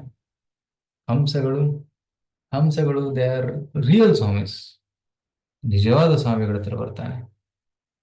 ಆದ್ರೆ ನಿಜವಾದ ಸ್ವಾಮಿಗಳು ಏನ್ ಹೇಳ್ತಾರೆ, ಹರೇ ಕೃಷ್ಣ ಜಪ ಮಾಡು, ಪಾಪ ಕಾರ್ಯವನ್ನು ಬಿಟ್ಟುಬಿಡು, ಮಾಂಸ ತಿನ್ನಬೇಡ, ಕುಡಿಯಬೇಡ, ಜೂಜಾಡಬೇಡ, ರೈಟ್, ಪರಸ್ತ್ರೀ ಪುರುಷರ ಸಂಘವನ್ನು ಮಾಡಬೇಡ ಅಂತ ಹೇಳಿದ ತಕ್ಷಣ, ಓ ಗುರುಗಳು, ಇದು ನನ್ನಿಂದ ಫಾಲೋ ಮಾಡೋಕ್ಕಾಗೋದಿಲ್ಲ. ಸೊ ಅದನ್ನ ಫಾಲೋ ಮಾಡುವ ಸಾಮರ್ಥ್ಯ ಇಲ್ಲದೆ ಇರೋ ಕಾರಣ, ಅಸಾಮರ್ಥ್ಯದಿಂದ ಅವನು ಆ ಹಂಸಗಳ ಸಂಘವನ್ನು ಕೂಡ ಬಿಟ್ಟು ಮಂಗಗಳ ಹತ್ರ ಬರ್ತಾನೆ. ಅವನ ಅದೃಷ್ಟ, ಒಳ್ಳೆ ಗುರುಗಳು ಸಿಕ್ಕಿದ್ರು, ಆದ್ರೆ ಗುರುಗಳು ಹೇಳಿದ್ದನ್ನ ಕೇಳುವ ಸಾಮರ್ಥ್ಯ, ಅದನ್ನ ಜೀವನದಲ್ಲಿ ಅಳವಡಿಸಿಕೊಳ್ಳುವಂತಹ ಸಾಮರ್ಥ್ಯ ಅವನ ಹತ್ರ ಇರಲಿಲ್ಲ. ಅದಕ್ಕೆ ಮಂಗಗಳ ಹತ್ರ ಬಂದ. ಮಂಗಗಳ್ಯಾರು? ಮಂಗಗಳನ್ನ ಶೂದ್ರರಿಗೆ ಹೋಲಿಸಿದ್ದಾರೆ. ಶೂದ್ರರ ಸಂಘವನ್ನ ಪಡೆದುಕೊಳ್ತಾನೆ. ಮಂಗಗಳೇನ್ ಮಾಡ್ತಾರೆ? ಮಂಗಗಳು ಲೈಂಗಿಕ ಜೀವನದಲ್ಲಿ ನಿಪುಣರು, ರೈಟ್, ಪ್ರತಿದಿನ ಲೈಂಗಿಕ ಸಂಪರ್ಕವನ್ನ ಮಾಡ್ಕೊಂತಾರೆ. ಸೊ ಅಂತಹ ಜನರ ಜೊತೆ ಬೆರೆತು ಇನ್ನಿಷ್ಟು ಪಾಪ ಕಾರ್ಯಗಳನ್ನ ಮಾಡ್ತಾನೆ. ಲೈಂಗಿಕ ಜೀವನದಲ್ಲಿ ತೊಡಗಿಕೊಂಡು ಜೀವನದ ಗುರಿಯನ್ನು ಮರೆತುಬಿಡ್ತಾನೆ. ರೈಟ್. ಸೊ ಇದು ಬಕ, ಹಂಸ ಮತ್ತೆ ಮಂಗಗಳ ಸಹವಾಸ. ನಂತರ ಈಗ ಫೈನಲಿ ಅವನು ಒಂದು ಗುಹೆಗೆ ಬರ್ತಾನೆ. ಅಟ್ಲೀಸ್ಟ್ ಗುಹೆಯಲ್ಲಾದ್ರೂ ಕೂತ್ಕೊಂಡು ವಿಶ್ರಾಂತಿ ಮಾಡೋಣ, ಇಷ್ಟೆಲ್ಲಾ ಕಷ್ಟಪಟ್ಟು ಓಡಾಡ್ತಾ ಇದ್ದೀನಿ ನಾನು, ಸುಖ ಎಲ್ಲೂ ಸಿಗಲಿಲ್ಲ, ಅಟ್ಲೀಸ್ಟ್ ಗುಹೆಯಲ್ಲಾದ್ರೂ ಒಂದು ವಿಶ್ರಾಮ ಮಾಡ್ಕೊಳ್ಳೋಣ ಅಂತ ಬಂದಾಗ ಗುಹೆ ಒಳಗಡೆ ನೋಡ್ತಾನೆ, ಒಂದು ಆನೆ ಇದೆ, ದೊಡ್ಡ ಆನೆ ಇದೆ. ಸೊ ಸೊ ಆ ಆನೆಯ ಭಯದಿಂದ ಆ ಗುಹೆಯ ಹೊರಗಡೆ ಇರುವ ಒಂದು ಬಳ್ಳಿಯನ್ನು ಹಿಡ್ಕೊಂಡು ನೇತಾಡ್ತಾ ಇದ್ದ. ಕೆಲವೊಮ್ಮೆ ಮೇಲೆ ಕೆಲವೊಮ್ಮೆ ಕೆಳಗಡೆ ಹೋಗ್ತಾ ಇದ್ದ. ಸೊ ಈ ರೀತಿ ಮಂಗನ ತರ ಮೇಲೆ ಕೆಳಗಡೆ ಹೋಗ್ತಾ ಇದ್ದ. ಒಳಗಡೆ ಆನೆ, ಗುಹೆ ಒಳಗಡೆ ಆನೆ ಇದೆ. ಸೊ ಗುಹೆಯಲ್ಲೂ ಕೂಡ ಶಾಂತಿ ಇಲ್ಲ. ಸೊ ಈ ರೀತಿ ಇವನ ಕಷ್ಟಕರವಾದ ಜೀವನ ಮುಂದುವರಿತಾ ಇತ್ತು ಅಂತ ಹೇಳ್ತಾರೆ. ಫೈನಲಿ ಆ ಗುಹೆಯನ್ನ ಯಾವುದಕ್ಕೆ ಹೋಲಿಸದ ಅಂದ್ರೆ ಅಜ್ಞಾನಕ್ಕೆ. ಯಾಕಂದ್ರೆ ಗುಹೆಯಲ್ಲಿ ಕತ್ತಲಿರುತ್ತೆ. ಆ ಕತ್ತಲಿನಲ್ಲಿ ಅವನಿಗೆ ಫಸ್ಟ್ ಏನಿದೆ ಅಂತ ಗೊತ್ತಾಗ್ಲಿಲ್ಲ. ಒಳಗಡೆ ಬಂದು ನೋಡಿದಾಗ ಅಲ್ಲಿ ದೊಡ್ಡ ಆನೆ ಇತ್ತು. ಆ ಆನೆಯನ್ನ ಮೃತ್ಯುವಿಗೆ ಹೋಲಿಸಿದ್ದಾರೆ. So engage in the simple activities out of fear of death falls into ignorance. So ಮೃತ್ಯುವಿನ ಭಯದಿಂದ ಇಲ್ಲಿ ಒಳಗಡೆ ಬಂದಾದ್ರೂ ಒಳಗಡೆ ಆನೆಯನ್ನ ನೋಡ್ತಾನೆ. ಸೊ ಈ ರೀತಿ ಅವನು ಪ್ರಭಾದಲ್ಲಿ ಹೇಳ್ತಾರೆ, ಈ ಅದು ಕ್ರೀಪರ್ ಒಂದು ಬಳ್ಳಿಯನ್ನು ಹಿಡ್ಕೊಂಡಿದ್ದಲ್ಲ, ಬಳ್ಳಿ ಹಿಡ್ಕೊಂಡು ಮೇಲೆ ಕೆಳಗಡೆ ಹೋಗ್ತಾರೆ ಈ ಮಂಗನ ತರ. ಆ ಬಳ್ಳಿಯನ್ನು ಯಾವ್ದಕ್ಕೆ ಹೋಲಿಸಿದ್ದಾರೆ? ಕೆಲವೊಮ್ಮೆ ಮೇಲೆ ಹೋಗ್ತಾನೆ ಸ್ವರ್ಗಕ್ಕೆ, ಮತ್ತೆ ಕೆಲವೊಮ್ಮೆ ಕೆಳಗೆ ಬರ್ತಾನೆ ಭೂಮಿಗೆ. ಈ ರೀತಿ ಮೇಲೆ ಕೆಳಗೆ ಕರ್ಮಕಾಂಡದ ಆಶ್ರಯ. ಆ ಬಳ್ಳಿಯನ್ನು ಕರ್ಮಕಾಂಡಕ್ಕೆ ಹೋಲಿಸಿದ್ದಾರೆ. ಸೊ ಕರ್ಮಕಾಂಡದ ಆಶ್ರಯವನ್ನು ತಗೊಂಡು ಕೆಲವೊಮ್ಮೆ ಮೇಲೆ ಕೆಲವೊಮ್ಮೆ ಕೆಳಗೆ ಹೋಗ್ತಾ ಇರ್ತಾನೆ. ಗದಾ ಆಗದ ಕಾಮ ಕಾಮ ಲಭಂತೆ ಅಂತ ಇಲ್ಲಿ ಹೇಳಿದ್ದಾರೆ. ಸೊ ಈ ರೀತಿ ಈ ಕಥೆ ಎಲ್ಲಿಗೆ ಮುಗಿತು. ಸೊ ಇದೆಲ್ಲ ಕಥೆ. ಈ ಕಥೆಯ ಅರ್ಥಗಳನ್ನ ಮುಂದಿನ ಅಧ್ಯಾಯದಲ್ಲಿ ಕೊಟ್ಟಿದ್ದಾರೆ, 14ನೇ ಅಧ್ಯಾಯದಲ್ಲಿ. ಆದ್ರೆ 14ನೇ ಅಧ್ಯಾಯದಲ್ಲಿ ಅದು ಅರ್ಥವನ್ನು ಕೊಟ್ಟಿದ್ದಾರೆ, 13ನೇ ಅಧ್ಯಾಯದಲ್ಲಿ ಕಥೆ ಇದೆ. ಆದರೆ ನಾವು ಆ ಕಥೆ ಮತ್ತೆ ಅರ್ಥಗಳನ್ನ ಎರಡನ್ನ ಒಟ್ಟಿಗೆ ನಾವು ಚರ್ಚೆ ಮಾಡಿದ್ದೀವಿ. ಓಕೆ, ಸೊ ಎರಡನ್ನ ಒಟ್ಟಿಗೆ ನಾವು ಇವತ್ತು ನೋಡಿದ್ದೀವಿ. ಸೊ ಈ ಭೌತಿಕ ಜಗತ್ತಲ್ಲಿ ಎಷ್ಟೊಂದು ಕಷ್ಟ ಪಡ್ತಾ ಇದ್ದಾನೆ, ಆದರೆ ಅವನು ಆಧ್ಯಾತ್ಮಿಕ ಜಗತ್ತಿಗೆ ಹೋದ್ರೆ, ಕೃಷ್ಣನ ಹತ್ರ ಹೋದ್ರೆ ಅವನ ಕಷ್ಟಗಳಿಗೆ ಪರಿಹಾರ ಅಲ್ಲಿದೆ. ಆದರೆ ಕೃಷ್ಣನನ್ನ ಮರೆತು, ರಾಧಾಕೃಷ್ಣರನ್ನ ಮರೆತು ಈ ಭೌತಿಕ ಜೀವನದಲ್ಲಿ ಅವನು ಸುಖವನ್ನ ಬಯಸ್ತಾ ಇದ್ದಾನೆ. ಸೊ ಭೌತಿಕ ಈ ಅರಣ್ಯದಲ್ಲಿ ನಾವು ಸುಖವನ್ನ ಬಯಸಬಾರದು. ಈ ಅರಣ್ಯವನ್ನ ಬಿಟ್ಟು ಭಗವಂತನ ಹತ್ರ ಹೋಗೋದಕ್ಕೆ ಪ್ರಯತ್ನ ಪಡಬೇಕು. ಆ ಭಗವಂತನ ಹತ್ರ ಹೋದಾಗ ಎಲ್ಲಾ ತೊಂದರೆಗಳ ಸಮಾಧಾನ ಅಲ್ಲಿದೆ. ಒನ್ ಸ್ಟಾಪ್ ಸೊಲ್ಯೂಷನ್, OSS ಅಂತ ಕರೀತಾರೆ ಸಾಫ್ಟ್ವೇರ್ ಲ್ಯಾಂಗ್ವೇಜ್ ಅಲ್ಲಿ. One stop solution for all problems. ನಮ್ಮ ಜೀವನದ ಎಲ್ಲಾ ತೊಂದರೆಗಳಿಗೆ ಒಂದೇ ಒಂದು ಪರಿಹಾರ, ಭಗವಂತನ ಸೇವೆ. ಸೊ ಅದಕ್ಕೆ ನಾವು ಭಗವಂತನ ಹತ್ರ ಹೋಗೋದಕ್ಕೆ ಪ್ರಯತ್ನ ಪಡಬೇಕು. ಸೊ ಈಗ ರಘುಗಣ ರಾಜರು ಈ ಕಥೆಯನ್ನು ಹೇಳಿದ ಮೇಲೆ, ಜಡಭರತರು ರಘುಗಣನಿಗೆ ಈ ಕಥೆಯನ್ನು ಹೇಳಿದ ಮೇಲೆ ಅಂತಿಮ ಭಾಗದಲ್ಲಿ ಕೆಲವೊಂದು ಉಪದೇಶಗಳನ್ನು ಕೊಡ್ತಾರೆ. ಆ ಉಪದೇಶಗಳನ್ನು ನಾವು ಈಗ ನೋಡೋಣ. ಓಕೆ, ಇಲ್ಲಿವರೆಗೂ ಅರ್ಥ ಆಗ್ತಾ ಇತ್ತಾ ಈ ಕಥೆ?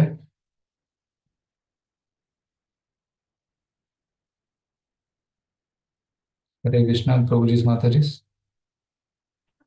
ಸ್ವಲ್ಪ ಕಷ್ಟ ಅಥವಾ ಕಷ್ಟ ಅನಿಸ್ತಾ ಇದೆಯಾ ಅಥವಾ ಸ್ವಲ್ಪ ಸ್ವಲ್ಪ ಕಷ್ಟ ಮಟ್ಟಿಗೆ ಅನ್ಸ್ತಾ ಇದೆ ಪ್ರಭುಜಿ. ಸ್ವಲ್ಪ ನಮ್ ಜೀವನನ ಅದಕ್ಕೆ ಹೋಲಿಕೆ ಮಾಡ್ಕೊಂಡು ನಾವು ನೋಡಕ್ ಹೋದಾಗ ಕಷ್ಟ ಅನ್ಸ್ತಾ ಇದೆ. ಆ ಸೊ ಯಾಕೆ ಈಗ ನಾವು ಆಧುನಿಕ ಜೀವನದಲ್ಲಿ ಇದ್ದೀವಿ, ನಾವು ಸಿಟಿಯಲ್ಲಿ ಇರ್ತೀವಿ. ಇದು ಕಾಡಿನ ವರ್ಣನೆ. ಸೊ ಕಾಡಲ್ಲಿ ಇದ್ರೆ ಇದೆಲ್ಲ ಗೊತ್ತಾಗುತ್ತೆ. ಅದಕ್ಕೆ ಕೆಲವೊಬ್ರು ಭಕ್ತರು ಹೇಳ್ತಾ ಇದ್ರು, ಭಾಗವತವನ್ನು ಅರ್ಥ ಮಾಡ್ಕೋಬೇಕಂದ್ರೆ ಒಂದು ನೈಸರ್ಗಿಕ ಪ್ರದೇಶದಲ್ಲಿ ಕೂತ್ಕೊಂಡು ಓದ್ಬೇಕು, ಕಾಡಲ್ಲಿ ಅಥವಾ ಬೆಟ್ಟದ ಮೇಲೆ, ಗುಫೆಯಲ್ಲಿ. ಯಾಕಂದ್ರೆ ಭಾಗವತದಲ್ಲಿ ಕೊಟ್ಟಿರುವಂತ ಉದಾಹರಣೆಗಳು ಅಲ್ಲಿ ನಾವು ನೋಡಬಹುದು. ಯಾಕಂದ್ರೆ ಭಾಗವತವನ್ನ ಶುಕದೇವ ಗೋಸ್ವಾಮಿ ಅವರು ಗಂಗಾ ನದಿ ತಟದಲ್ಲಿ ಹೇಳಿದ್ರು ಪರೀಕ್ಷಿತನಿಗೆ. ಮತ್ತೆ ಭಾಗವತದಲ್ಲಿ ಕೊಟ್ಟಿರುವಂತಹ ಹಲವಾರು ಉದಾಹರಣೆಗಳಲ್ಲಿ ಕಾಡಿನ ಬಗ್ಗೆ ವರ್ಣನೆ ಇದೆ, ಪ್ರಾಣಿಗಳ ಬಗ್ಗೆ ವರ್ಣನೆ ಇದೆ. ನಾವು 11ನೇ ಸ್ಕಂದದಲ್ಲಿ ನೋಡ್ತೀವಿ, ಆ 24 ಗುರುಗಳು, 24 ಗುರುಸ್, ಅವರ ವರ್ಣನೆ ಇದೆ. ಎಲ್ಲ ನಿಸರ್ಗದಲ್ಲಿ ನೋಡುವಂತಹ ಆ ಏನಂತಾರೆ ಎಲಿಮೆಂಟ್ಸ್ ಇವೆಲ್ಲ. ಸೊ ನಿಸರ್ಗದಿಂದ ಎಷ್ಟೊಂದು ಕಲಿಯೋದಿದೆ. ಆದ್ರೆ ಈಗ ನಾವು ಲ್ಯಾಪ್ಟಾಪ್ ಮೊಬೈಲ್ ಜೊತೆ ಕೂತ್ಕೋತೀವಿ. ಸೊ ನಿಸರ್ಗದ ಜೊತೆ ಸಂಪರ್ಕ ಕಟ್ ಆಗಿದೆ. ಆದ ಕಾರಣ ಕೆಲವೊಮ್ಮೆ ಕೆಲವೊಂದು ಉದಾಹರಣೆಗಳನ್ನ ಅರ್ಥ ಮಾಡ್ಕೊಳ್ಳೋದು ಕಷ್ಟ ಆಗ್ಬೋದು. ಈಗ ಅಂಧಕೂಪ ಅಂತ ಕರೀತೀವಿ, ಆದ್ರೆ ಈಗ ಬಾವಿನೇ ನೋಡೋದಿಲ್ಲ ಊರಲ್ಲಿ, ಸಿಟಿಯಲ್ಲಿ ಜನರು. ಬಾವಿಗಳು ಆ ಹಳ್ಳಿಗಳಲ್ಲೂ ಕೂಡ ಬಾವಿಗಳು ಮುಚ್ಚೋಗಿವೆ ಈಗ. ಸೊ ಆದ್ರೆ ಅಂಧಕೂಪ ಅಂದ್ರೆ ಏನು ಅಂತ ಗೊತ್ತಾಗ್ತಾ ಇಲ್ಲ ಜನರಿಗೆ. ಅಂಧಕೂಪ ಅಂದ್ರೆ ಒಣಗಿರೋ ಬಾವಿ, ಆ ಒಣಗಿರೋ ಬಾವಿ ಮೇಲೆ ಹುಲ್ಲು ಆವರಿಸಿರುತ್ತೆ. ಆ ಹುಲ್ಲು ತುಂಬಿದ ಕಾರಣ ಅಲ್ಲಿ ಬಾವಿ ಇರೋದು ಕಾಣಿಸೋದಿಲ್ಲ. ಆಗ ಪ್ರಾಣಿ ಏನ್ ಮಾಡುತ್ತೆ, ಅಲ್ಲಿ ಹುಲ್ಲು ತಿನ್ನೋದಕ್ಕಂತ ಬಂದಾಗ ಅಲ್ಲಿ ಬಿದ್ದೋಗುತ್ತೆ. ಬಿದ್ದು ಹೋದಾಗ ಅಲ್ಲಿ ಬಿದ್ದಿದ್ದು ಯಾರಿಗೂ ಗೊತ್ತು ಕೂಡ ಆಗೋದಿಲ್ಲ. ರೈಟ್, ಯಾಕಂದ್ರೆ ಅದು ಪ್ರಾಣಿ ಕೂಗ್ತಾ ಇದೆ, ಕೂಗು ಯಾರಿಗೂ ಕೇಳಿಸ್ತಾ ಇಲ್ಲ ಕೂಡ, ಮತ್ತೆ ಯಾರು ಅದನ್ನ ನೋಡಕ್ಕೂ ಬರ್ತಾ ಇಲ್ಲ. ಇದು ಅಂಧಕೂಪದಲ್ಲಿ ಬಿದ್ದಾಗ ಏನಂತಾರೆ, ಮೃತ್ಯು ಖಚಿತ ಅಂತ ಅರ್ಥ. ಸೊ ಈ ಅಂಧಕೂಪ ನೋಡಿದ್ರೆ ಅರ್ಥ ಆಗುತ್ತೆ, ಕೇವಲ ಕೇಳಿದ್ರೆ ಅರ್ಥ ಆಗ್ಲಿಕ್ಕಿಲ್ಲ. ಕರೆಕ್ಟ್. ಸೊ ಈ ರೀತಿ ಯಾವಾಗ ನಿಸರ್ಗದ ಜೊತೆ, ಪ್ರಕೃತಿಯ ಜೊತೆ ಸಂಬಂಧ ಇರುತ್ತಾ, ಈ ಸೂಕ್ಷ್ಮವಾದ ವಿಷಯಗಳು ಇನ್ನಿಷ್ಟು ಸರಳವಾಗಿ ಅರ್ಥ ಆಗುವ ಸಾಧ್ಯತೆ ಇದೆ. ಓಕೆ, ಸೊ ಅರ್ಥ ಆಗ್ಲಿಲ್ಲ ಅಂದ್ರೆ ಇನ್ನೊಮ್ಮೆ ಓದಿ, ಇನ್ನು ಸ್ವಲ್ಪ 2% ಜಾಸ್ತಿ ಅರ್ಥ ಆಗುತ್ತೆ. ಮತ್ತೆ ಅರ್ಥ ಆಗ್ಲಿಲ್ಲ ಇನ್ನೊಮ್ಮೆ ಓದಿ. ಸೊ ಪ್ರತಿ ಸಲ 1-2% ಹೆಚ್ಚು ಅರ್ಥ ಆಗಿ ಒಂದು ದಿನ ಕಂಪ್ಲೀಟ್ ಫುಲ್ ಅಂಡರ್ಸ್ಟ್ಯಾಂಡಿಂಗ್ ಬರ್ಬೋದು. ಓಕೆ, ಈಗ ಕೆಲವೊಂದು ಅಂತಿಮ ಶ್ಲೋಕಗಳಲ್ಲಿ ಜಡಭರತರು ಭಗವಂತನ ಭಕ್ತಿಯ ಬಗ್ಗೆ ಹೇಳ್ತಾರೆ. ಜಡಭರತರು ರಘುವಣನಿಗೆ ಹೇಳ್ತಾರೆ, ನೀನು ಕೂಡ ಬಹಿರಂಗ ಶಕ್ತಿಗೆ ಬಲಿಯಾಗಿರುವೆ. ಜ್ಞಾನದ ಖಡ್ಗವನ್ನು ತೆಗೆದುಕೋ ಮತ್ತು ಮಾಯಾಶಕ್ತಿಯ ಗಟ್ಟಿಯಾದ ಗಂಟನ್ನು ಕತ್ತರಿಸು ಅಂತ ಹೇಳ್ತಾರೆ. ಯಾರಾದ್ರೂ ಅನುವಾದವನ್ನು ಓದ್ತೀರಾ? ಓದ್ಲಾ ಪ್ರಭು? ಹರೇ ಕೃಷ್ಣ. ನನ್ನ ಪ್ರಿಯ ರಘುಗುಣರಾಜನೇ, ನೀನು ಕೂಡ ಬಹಿರಂಗ ಶಕ್ತಿಗೆ ಬಲಿಯಾಗಿರುವೆ.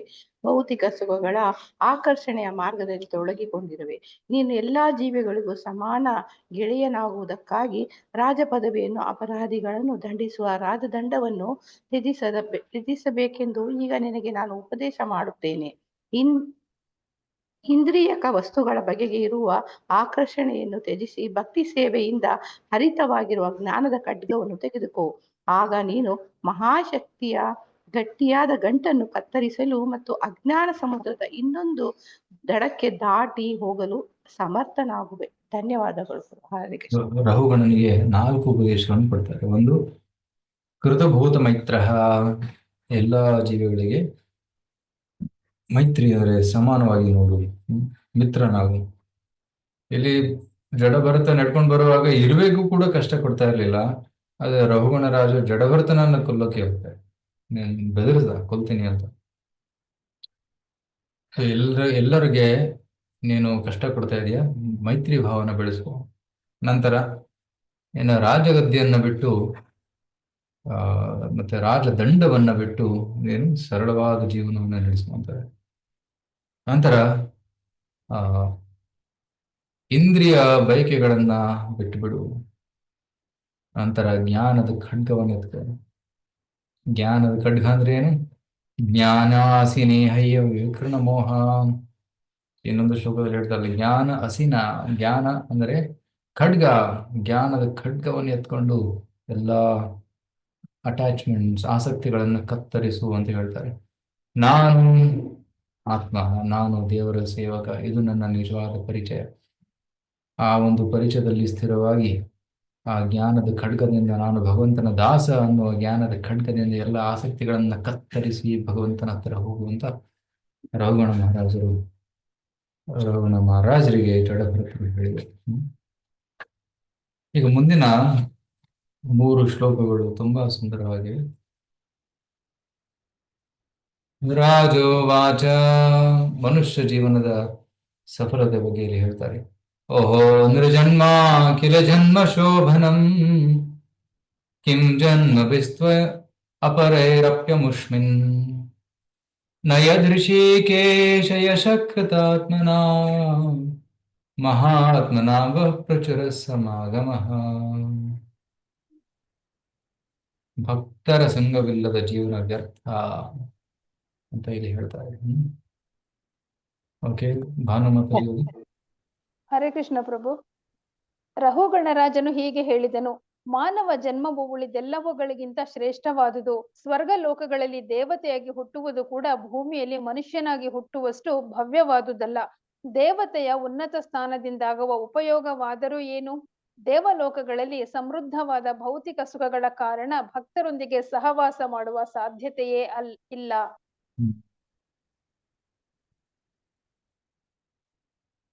ಅಹೋ ನೃಜನ್ಮ ಅಖಿಲ ಜನ್ಮ ಶೋಭನಂ. ಮನುಷ್ಯ ಜನ್ಮ ಎಲ್ಲಾ ಜನ್ಮಗಳಲ್ಲಿ, ಯೋನಿಗಳಲ್ಲಿ ಶ್ರೇಷ್ಠವಾದದ್ದು. ಅಖಿಲ ಜನ್ಮ ಶೋಭನಂ. ಕಿಂ ಜನ್ಮ ವಿಸ್ತ್ವ ಅಪರೇರಪ್ಯಮುಷ್ಮಿನ್. ಕಿಂ ಜನ್ಮವಿ ಅಪರೇ ಜನ್ಮ. ಕಿಂ, ಬೇರೆ ಯಾವುದು ಜನ್ಮ ಬೇಕಿಲ್ಲ. ಆದರೆ ಮನುಷ್ಯ ಜನ್ಮ ಸಿಕ್ಕು ನ ಯದ್ ಋಷಿಕೇಶ ಯಕ್ಷಕೃತಾತ್ಮನಾಂ ಮಹಾತ್ಮನಾಂ. ಮಹಾತ್ಮನಾಂ ಅಂದರೆ ಮಹಾಸಂತರ ಪ್ರಚುರ ಸಮಾಗಮ. ಭಕ್ತರ ಸಂಘ ಪಡೆದುಕೊಳ್ಳದೆ ಹೋದ್ರೆ ಮನುಷ್ಯ ಜೀವನ ವ್ಯರ್ಥ ಅಂತೇಳಿ ಹೇಳ್ತಾರೆ. ಸೊ ಮನುಷ್ಯ ಜನ್ಮ ಸಿಕ್ಕ ಮೇಲೆ ಭಕ್ತರ ಸಹವಾಸ ಮಾಡಬೇಕು, ಆಧ್ಯಾತ್ಮಿಕ ಪ್ರಗತಿಯನ್ನ ಮಾಡಬೇಕು. ಮಾಡಲಿಲ್ಲ ಅಂದ್ರೆ ಪ್ರಾಣಿಗಳ ತರ ಜೀವನ ನಡೆಸಬೇಕು.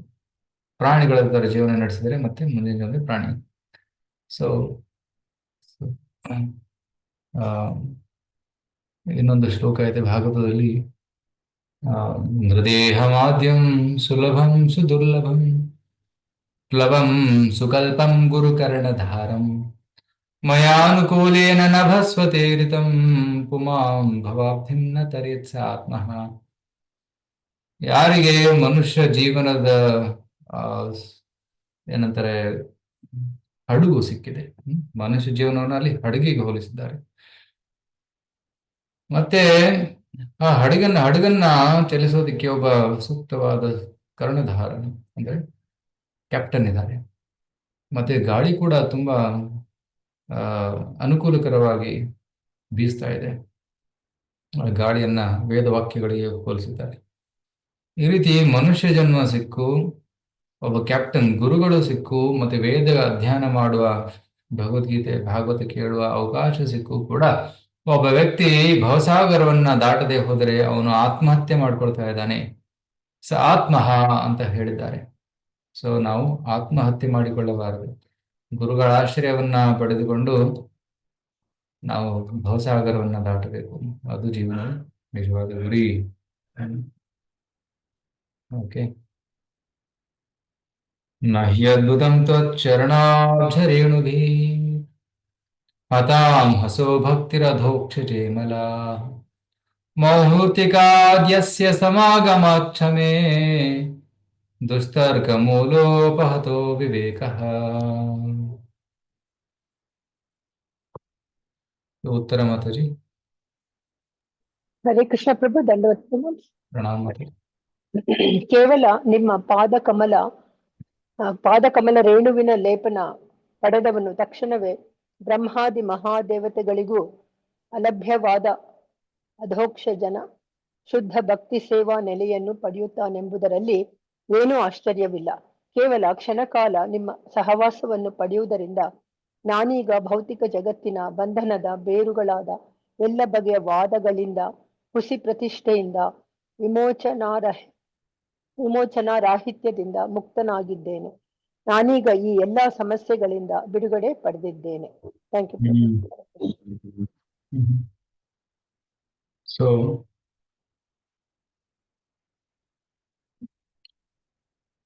ಈ ಶ್ಲೋಕವನ್ನ ರಹುಗಣ ಹೇಳ್ತಾ ಇದ್ದಾನೆ. 21, 22, 23 ರಹುಗಣ ಮಹಾರಾಜ್ ಹೇಳುವಂತ ಶ್ಲೋಕ. ರಹುಗಣ ಮಹಾರಾಜ್ ಹೇಳ್ತಾನೆ, ಮನುಷ್ಯ ಜೀವನ ಸಿಕ್ಕಾಗ ಮಹತ್ ಸಂಘ ಮಾಡಬೇಕು. ಆದ್ರೆ ಪ್ರಚುರ ಸಮಾಗಮ, ಹೆಚ್ಚು ಸಹವಾಸ ಮಾಡಬೇಕು ಅಂತ ಹೇಳಿದ್ದೀರ. ಆದ್ರೆ ಕೇವಲ ಕ್ಷಣ ಮಾತ್ರ ಸಂಘದಿಂದ ಅತ್ಯಂತ ಹೆಚ್ಚು ಲಾಭ ಕೂಡ ಸಿಗಬಹುದು. ನಹಿ ಅದ್ಭುತಂ ತ್ವಚ್ಚರಣಾಬ್ಜ ರೇಣುಭಿ ಹತಾಂ ಹಸೋ. ತ್ವಚ್ಚರಣಾಬ್ಜ ರೇಣುಭಿ, ಭಕ್ತರ ಪಾದಸ್ಪರ್ಶದಿಂದ ಹತಹಂ ಹಸಃ, ಎಲ್ಲ ಪಾಪನಾಶವಾಗುತ್ತೆ. ಮತ್ತೆ ಅಧೋಕ್ಷಜೇ ಅಮಲಾ ಭಕ್ತಿ,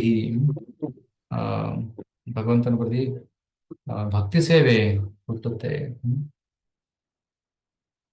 ಮುಹೂರ್ತಿಗಾದ್ಯಸ್ಯ ಸಮಾಗಮಾಕ್ಷಮೇ ದುಸ್ತರ್ಕ ಮೂಲ ಅಪಹತ ವಿವೇಕ.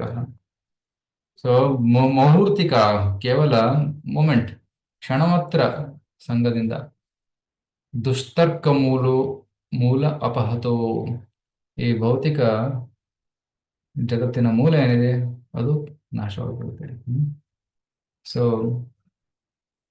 The roots of mental entanglement, ಈ ಬಂಧನದ ಮೂಲ ಏನಿದೆ ಅದು ಕತ್ತರಿಸಿ ಹೋಗುತ್ತೆ ಅಂತ ಇಲ್ಲಿ ಹೇಳ್ತಾರೆ. ಸೊ ಹೆಚ್ಚು ಅಸೋಸಿಯೇಷನ್ ಸಿಗ್ಲಿಲ್ಲ ಅಂದ್ರೂ ಕೂಡ ಕ್ಷಣ ಮಾತ್ರ ಸಂಘ ಸಿಕ್ಕರೂ ಕೂಡ ಸಾಕು, ಇಟ್ಸ್ ಸಫಿಷಿಯಂಟ್ ಅಂತ ಹೇಳ್ತಾರೆ ಇಲ್ಲಿ. ಆಗ ಈಗ ರೋಹಣಗರ ಮಹಾರಾಜ್ ಏನ್ ಮಾಡ್ತಾನೆ, ಎಲ್ಲರಿಗೂ ನಮಸ್ಕಾರ ಮಾಡ್ತೇನೆ, ನಾನು ಎಷ್ಟೊಂದು ಅಪರಾಧ ಮಾಡಿರ್ಬೋದು, ಈ ಜಡಭರತ ನಿನ್ನ ಪ್ರತಿ ನಾನು ಅಪರಾಧವನ್ನು ಮಾಡಿದ್ದೇನೆ, ಮತ್ತು ಯಾರ್ಯಾರ ಪ್ರತಿ ಅಪರಾಧವನ್ನು ಮಾಡಿದ್ದೇನೆ ನನಗೆ ಗೊತ್ತಿಲ್ಲ, ಎಲ್ಲರಿಂದ ಕ್ಷಮೆ ಕೇಳ್ತೀನಿ ಅಂತ ಎಲ್ಲರಿಗೂ ಕ್ಷಮೆ ಕೇಳ್ತಾನೆ. ಎಲ್ಲಾ ಮಹಾತ್ಮರಿಗೂ ನಾನು ಗೌರವಪೂರ್ವಕ ನಮನಗಳನ್ನು ಸಲ್ಲಿಸುತ್ತೇನೆ ಅಂತ ಹೇಳ್ತಾರೆ. ನಮೋ ಮಹದ್ಭ್ಯೋಸ್ತು ನಮಃ ಶಿಶುಭ್ಯೋ, ನಮೋ ಯುವಭ್ಯೋ ನಮ ಆವಟುಭ್ಯಃ, ಏ ಬ್ರಾಹ್ಮಣಗಾಮವಧೂತಲಿಂಗಾಶ್ಚರಂತಿ ತೇಭ್ಯಃ ಶಿವಮಸ್ತು ರಾಜ್ಞಾಂ. ಪ್ರಭಾ ಮಾತಾಜಿ.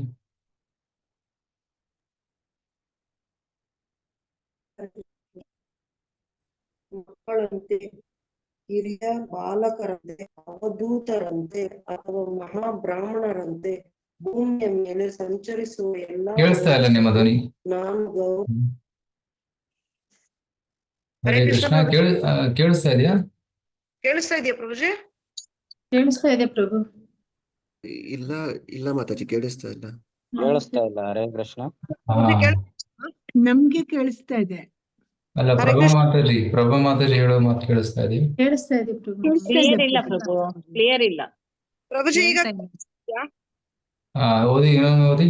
ಮಕ್ಕಳಂತೆ ಮಕ್ಕಳಂತೆ, ಕಿರಿಯ ಬಾಲಕರಂತೆ, ಅವಧೂತರಂತೆ ಅಥವಾ ಮಹಾಬ್ರಾಹ್ಮಣರಂತೆ ಭೂಮಿಯ ಮೇಲೆ ಸಂಚರಿಸುವ ಎಲ್ಲಾ ಮಹಾತ್ಮರಿಗೂ ನಾನು ಗೌರವಪೂರ್ವಕ ನಮನಗಳನ್ನು ಸಲ್ಲಿಸುತ್ತೇನೆ. ಅವರು ಬೇರೆ ಬೇರೆ ವೇಷಗಳಲ್ಲಿ ಮೈಮೆರೆಸಿಕೊಂಡಿದ್ದರೂ ನಾನು ನನ್ನ ಗೌರವಗಳನ್ನು ಅವರಿಗೆ ಸಲ್ಲಿಸುತ್ತೇನೆ. ಅವರ ದಯೆಯಿಂದ ಅವರಿಗೆ ಅಪಾರವದೆವೆಸಗುವ ರಾಜವಂಶಗಳಲ್ಲಿ ಸೌಭಾಗ್ಯವು ನೆಲೆಸಲಿ. ಹರೇ ಕೃಷ್ಣ ಪ್ರಭುಜಿ. ಸೊ ಮಹದ್ಯೋ, ದೊಡ್ಡ ಭಕ್ತರಿಗೆ ನಮಸ್ಕಾರ. ಶಿಶುಭ್ಯೋ, ಮಕ್ಕಳ ತರ ಇರೋರು ಯಾರು? ಚತುಷ್ಕುಮಾರರು, ಕೆಲ ಮಕ್ಕಳ ತರ ಕಾಣಿಸ್ತಾರೆ. ತುಂಬಾ ವರಿಷ್ಠರು ಆದರೂ ಕೂಡ ಮಕ್ಕಳ ತರ ಕಾಣಿಸ್ತಾರೆ. ನಂತರ ಯುವಭ್ಯೋ, ಯುವಕರ ತರ ಇರೋರಿಗೆ ಶುಭದೇವ್ ಗೋಸ್ವಾಮಿ. ಆವಟುಭ್ಯ, ಯಂಗ್ ಬಾಯ್ಸ್, ಬಾಲಕರಿಗೆ. ಬ್ರಾಹ್ಮಣ ಗಾಮ್ ಅವಧೂತ ಲಿಂಗ, ಮತ್ತೆ ಹಲವಾರು ಬ್ರಾಹ್ಮಣರಿಗೆ ಮತ್ತೆ ಅವಧೂತರಿಗೆ, ಅವಧೂತ ವೇಷವನ್ನು ಧರಿಸಿ ಜಡಭರತಂತರ ತುಂಬಾ ಜನ ಭಕ್ತರು ಅಲದಾಡ್ತಾ ಇದ್ದಾರೆ, ಅವ್ರಿಗೂ ನಮಸ್ಕಾರ. ಚರಂತಿ ತೇಭ್ಯ ಶಿವಮಸ್ತು ರಾಜ್ಞಾಂ. ರೈಟ್, ಅವರ ಆಶೀರ್ವಾದ ನಮ್ಮ ರಾಜ್ಯದ ಮೇಲೆ, ರಾಜರ ಮೇಲೆ ಇರಲಿ ಅಂತ ಅವರು ಬಯಸ್ತಾ ಇದ್ದಾರೆ. ಸೊ ಈ ರೀತಿ ಇಲ್ಲೊಂದು ಪಾಠ ಇದೆ. ಅದೇನಂದ್ರೆ, ಯಾರು ಯಾರಂತ ಗೊತ್ತಾಗಲ್ಲ. ಕೆಲವೊಮ್ಮೆ ಸಾಮಾನ್ಯ ವ್ಯಕ್ತಿಯ ತರ ಕಾಣಿಸ್ತಾರೆ, ಆದ್ರೆ ಇವು ಉನ್ನತ ಶುದ್ಧ ಭಕ್ತರಾಗಿರ್ಬೋದು. ಹೇಳಕ್ಕಾಗಲ್ಲ, ಯಾಕಂದ್ರೆ ನಾವು ನಮ್ಮ ಚರ್ಮ ಚಕ್ಷುವಿನಿಂದ ಯಾರು ಅನ್ನೋದನ್ನ ಗುರುತಿಸಲು ಸಾಧ್ಯವಿಲ್ಲ. ಯಾರು ಉನ್ನತ ಸ್ತರದಲ್ಲಿ ಇರ್ತಾರೆ ಅವರು ಇನ್ನೊಬ್ಬ ಉನ್ನತ ಭಕ್ತನನ್ನ ಗುರುತಿಸಬಹುದು, ಸಾಮಾನ್ಯ ಭಕ್ತರಿಂದ ಗುರುತಿಸಲು ಸಾಧ್ಯವಿಲ್ಲ. ಸೊ ಅದಕ್ಕಾಗಿ ಸೇಫ್ ಅಂದ್ರೆ ಎಲ್ಲರೂ ಗೌರವವನ್ನು ಕೊಡಬೇಕು, ಆದರಪೂರ್ವಕವಾಗಿ ಎಲ್ಲರ ಜೊತೆ ವ್ಯವಹಾರ ಮಾಡಬೇಕು. ಸೊ ದಟ್ ಈಸ್ ಸೇಫ್, ಅದು ತುಂಬಾ ಸೇಫ್. ಇಲ್ಲಾಂದ್ರೆ ಅಪರಾಧ ಆಗುವ ಸಾಧ್ಯತೆ ಇದೆ. ಜಡಭರತನ ಪ್ರತಿ ಕಳ್ಳರು ಅಪರಾಧ ಮಾಡಿದರು, ರಹುಗಣ ಅಪರಾಧವನ್ನು ಮಾಡಿದ. ಋಷಭ ದೇವರು ನಾವು ನೋಡಿದೀವಲ್ಲ, ಅವರು ನಡ್ಕೊಂಡು ಹೋಗುವಾಗ ಕೆಲವರು ಅವ್ರ ಮೇಲೆ ಕಸ ಬಿಸಾಕ್ತಾ ಇದ್ರು, ಉಗುಳ್ತಾ ಇದ್ರು, ಮೂತ್ರ ವಿಸರ್ಜನೆ ಮಾಡ್ತಾ ಇದ್ರು. ಸೊ ಈ ರೀತಿ ಅವರ ಮಹಿಮೆಯನ್ನ ತಿಳಿಯದೆ ಅಪರಾಧ ಮಾಡ್ತಾರೆ. ಸೊ ಧ್ರುವ ಮಹಾರಾಜರಿಗೆ ಸುರುಚಿ ಕೆಟ್ಟ ಮಾತಿಂದ ಬೈದ್ರು, ನೋವಾಯ್ತು. ಶುದ್ಧ ಭಕ್ತನಾದ ಮುಂದೆ ಭಗವಂತನ ದರ್ಶನ ಆಯಿತು. ಆಗ ಭಗವಂತ ಅಪರಾಧವನ್ನ ತುಂಬಾ ಗಂಭೀರವಾಗಿ ಪರಿಗಣಿಸಿ ಸುರುಚಿಗೆ ಶಿಕ್ಷೆಯನ್ನು ಕೊಟ್ಟ. ಕಾಡಿನ ಬೆಂಕಿಯಲ್ಲಿ ಅವರು ಸತ್ತು. ಈ ರೀತಿ ಎಲ್ಲರಿಗೂ ನಾವು ಗೌರವವನ್ನು ತೋರಿಸಬೇಕು ಅನ್ನುವ ಪಾಠವನ್ನು ನಾವಿಲ್ಲಿ ಕಲಿಬೇಕು. ಓಕೆ, ಸೊ ಅದು 23ನೇ ಶ್ಲೋಕ. ಈಗ 24ನೇ ಶ್ಲೋಕದಲ್ಲಿ ಆಕ್ಚುಲಿ ಇದು ಪ್ರೋಸ್ ಫಾರ್ಮಲ್ ಇದೆ, ಅನುವಾದವನ್ನು ಓದೋಣ. ಓಕೆ, ಐಫೋನ್ ಯಾರು? ಕೃಷ್ಣ ಪ್ರಭು. ಓದಿ ಮತ್ತೆ. ಶುಕಮುನಿಗಳು ಹೀಗೆ ಮುಂದುವರಿಸಿದರು. ಉತ್ತರ ಮಾತೆಯ ಪುತ್ರನಾದ ನನ್ನ ಪ್ರಿಯ ದೊರೆಯೇ, ರಹುಗಣ ರಾಜನು ತನ್ನ ಮನೆಯನ್ನು ಹೊರುವಂತೆ ಮಾಡಿ ಜಡಭರತನಿಗೆ ಅವಮಾನ ಮಾಡಿದ್ದರಿಂದ ಜಡಭರತ ಮನಸ್ಸಿನಲ್ಲಿ ಅತೃಪ್ತಿಯ ಅಲೆಗಳು ಉಂಟಾಗಿದ್ದರೂ ಜಡಭರತನು ಅದನ್ನು ಅಪೇಕ್ಷಿಸಿದರು. ಅವರ ಹೃದಯವು ಮತ್ತೆ ಸಮುದ್ರದಂತೆ ಶಾಂತವೂ ಗಂಭೀರವೂ ಆಯಿತು. ರಹುಗಣ ರಾಜನು ಅವರನ್ನು ಅವಮಾನ ಪಡಿಸಿದ್ದರೂ ಜಡಭರತನು ಮಹಾಪರಮಹಂಸರಾಗಿದ್ದರು. ಅವರು ವೈಷ್ಣವರಾಗಿದ್ದರಿಂದ ಸಹಜವಾಗಿಯೇ ತುಂಬಾ ಹೃದಯಿಗಳಾಗಿದ್ದರು. ಆದ್ದರಿಂದ ಅವರು ಆತ್ಮ ಸ್ವರೂಪವನ್ನು ಕುರಿತು ರಾಜನಿಗೆ ಉಪದೇಶ ಮಾಡಿದರು. ಆಮೇಲೆ ರಹುಗಣ ರಾಜನು ಆರ್ದ್ರನಾಗಿ ತಮ್ಮ ಪಾದಕಮಲಗಳಿಗೆ ಬಿದ್ದು ಕ್ಷಮಾಪಣೆಯನ್ನು ಬೇಡಿಕೊಂಡಿದ್ದರಿಂದ ತಮಗಾದ ಅವಮಾನವನ್ನು ಅವರು ಮರೆತು ಬಿಟ್ಟರು. ಇದಾದ ಮೇಲೆ ಎಂದಿನಂತೆ ಭೂಮಂಡಲದಲ್ಲೆಲ್ಲ ಅವರು ಸಂಚಾರ ಮಾಡತೊಡಗಿದರು. ಹರೇ ಕೃಷ್ಣ. ಯಾರಾದ್ರೂ ಅವಮಾನ ಮಾಡಿದ್ರೆ ಅವ್ರಿಗೆ ಅವ್ರ ಮೇಲೆ ಕರುಣೆಯನ್ನು ತೋರಿಸೋದು ಕಷ್ಟ. ಆದರೆ ಜಡಭರತನ ಪ್ರತಿ ರಹುಗಣ ಅವಮಾನ ಮಾಡಿದ್ದ, ಕೆಟ್ಟ ಮಾತನ್ನಾಡಿದ್ದ. ಆದರೆ ಜಡಭರತರು ರಹುಗಣನ ಮೇಲೆ ಕೃಪೆಯನ್ನ ತೋರಿಸಿದರು. 4 ರಮಣಿಗ್ರೀವ ನಾರದರ ಪ್ರತಿ ಅಪರಾಧವನ್ನ ಎಸಗಿದ್ರು, ನಾರದರು ಅವರ ಮೇಲೆ ಕರುಣೆಯನ್ನು ತೋರಿಸಿದ್ರು. ಇದು ಸಂತರ ಸ್ವಭಾವ. ಸಂತರಿಗೆ ಯಾರಾದ್ರೂ ಕಷ್ಟ ಕೊಟ್ರೆ ಸಂತರು ಅವರಿಗೆ ಅನುಗ್ರಹವನ್ನೇ ಕೊಡ್ತಾರೆ. ಶಾಪದ ರೂಪದಲ್ಲಾಗಿರ್ಬೋದು ಅಥವಾ ಅನುಗ್ರಹದ ರೂಪದಲ್ಲಿ ಆಗಿರಬಹುದು, ಎರಡು ಅನುಗ್ರಹವೇ. ರೈಟ್. ಹೇಗೆ ಚಂದನದ ಗಿಡವನ್ನ ಕತ್ತರಿಸಿದರೆ, ಅದನ್ನ ತೆಗೆದರೆ ಗಂಧನೆ ಕೊಡುತ್ತದೆ. ಅದೇ ರೀತಿ ಸಂತರ ಜೊತೆ ಏನೇ ಮಾಡಲಿ, ಯಾರು ಯಾವ ರೀತಿಯ ವರ್ತನೆ ಮಾಡಲಿ, ಸಂತರು ಅನುಗ್ರಹವನ್ನೇ ನೀಡ್ತಾರೆ. ಅಲ್ಟಿಮೇಟ್ಲಿ ಅವನು ಕೃಷ್ಣ ಭಕ್ತನಾಗಿ ಆಗ್ತಾನೆ. ಅದೇ ರೀತಿಯಲ್ಲಿ ರಹುಗಣ ರಾಜ ಭಕ್ತನಾದ, ಶುದ್ಧ ಭಕ್ತಿಯ ತತ್ವವನ್ನು ತಿಳಿದುಕೊಂಡು ಕೃಷ್ಣ ಭಕ್ತನಾಗಿ ಪರಿವರ್ತನೆಗೊಂಡ. ಆಗ ಜಡಭರತ ಅಲ್ಲಿಂದ ಹೊರಟು ಹೋಗ್ತಾರೆ. ಜಡಭರತರು ತಮ್ಮ ದಾರಿಯನ್ನ ಅಥವಾ ನಡ್ಕೊಂಡು ಹೋಗ್ತಾರೆ. ಇಲ್ಲಿ ರಹುಗಣ ರಾಜ ತನ್ನ ದಾರಿಯಲ್ಲಿ ಮುಂದುವರಿತಾನೆ. ಆದರೆ ಅವರಿಬ್ಬರ ಮಧ್ಯೆ ನಡೆದಂತಹ ಒಂದು ಅದ್ಭುತವಾದ ಸಂವಾದ ನಮ್ಮೆಲ್ಲರಿಗೂ ಬಿಟ್ಟು ಹೋಗಿದ್ದಾರೆ. ಆ ಸಂವಾದವನ್ನ ಕೇಳಿ ನಾವೆಲ್ಲರೂ ನಮ್ಮ ಜೀವನವನ್ನ ಸಾರ್ಥಕಗೊಳಿಸ್ಕೊಂತಾ ಇದ್ದೀವಿ. ಕರೆಕ್ಟ್. ಸೊ ಇಬ್ಬರು ಸಾಧುಗಳ ಮಧ್ಯೆ ಆಗುವಂತಹ ಚರ್ಚೆ ಅದು ಶಾಶ್ವತವಾದ ಪ್ರಭಾವವನ್ನ ಕೊಡುತ್ತೆ. ಎಷ್ಟೋ ಯುಗಗಳ ಹಿಂದೆ ನಡೆದಂತಹ ಚರ್ಚೆ ಇದು. ನಾವು ಓದಿ ನಮ್ಮ ಜೀವನವನ್ನ ಸಾರ್ಥಕಗೊಳಿಸ್ಕೊಂತ ಇದ್ದೀವಿ. So this is what is perfection. ಶಾಸ್ತ್ರದ ಒಂದು ಕೊಡುಗೆ ಇದೆ. ಯುಗಗಳವರೆಗೂ ಇದು ಶಾಶ್ವತವಾಗಿ ಉಳಿಯುತ್ತೆ. ಇದನ್ನು ಓದಿ ಜನರು ಜೀವನವನ್ನ ಸಾರ್ಥಕಗೊಳಿಸ್ಕೊಂತಾರೆ. ಓಕೆ. ಸೊ ಇದು ಜಡಭರತನ ಕರುಣೆ. ನಂತರ ಸೌವೀರಪದಿ ಅಂದರೆ ರಹುಗಣ ರಾಜ ಕೂಡ ತನ್ನ ದಾರಿಗೆ ಹೋಗ್ತಾನೆ. ಓಕೆ. ಮತ್ತೆ ಓದಿ ರಾಧಾ ಮಾತಾಜಿ ಓದಿ. ಓಕೆ, ರಾಧಾ ಮಾತಾಜಿ ಓದಿ ನಂತರ ಕೃಷ್ಣ ಮಹಾಭಕ್ತರಾದ ಜಡಭರ್ತರಿಂದ ಉಪದೇಶವನ್ನು ಪಡೆದ ಮೇಲೆ ವೀರ ದೇಶದ ರಾಜನಾದ ರಹುಗಣನು ಆತ್ಮದ ನೈಜ ಸ್ವರೂಪವನ್ನು ಸಂಪೂರ್ಣವಾಗಿ ಅರಿತುಕೊಂಡನು. ದೈಹಿಕ ತತ್ವವನ್ನು ಪೂರ್ಣವಾಗಿ ತ್ಯಜಿಸಿದನು. ನನ್ನ ಪ್ರಿಯ ದೊರೆಯೇ, ಭಗವಂತನ ದಾಸರ ಆಶ್ರಯ ಹೊಂದುವವನು ನಿಜಕ್ಕೂ ಭಾಗ್ಯಶಾಲಿ, ಏಕೆಂದರೆ ಅವನು ಯಾವುದೇ ಕಷ್ಟವಿಲ್ಲದೆ ದೇಹ ತತ್ವವನ್ನು ತ್ಯಜಿಸಬಲ್ಲವನಾಗುತ್ತಾನೆ. ಹರೇ ಕೃಷ್ಣ ಪ್ರಭುಜಿ, ಧನ್ಯವಾದ.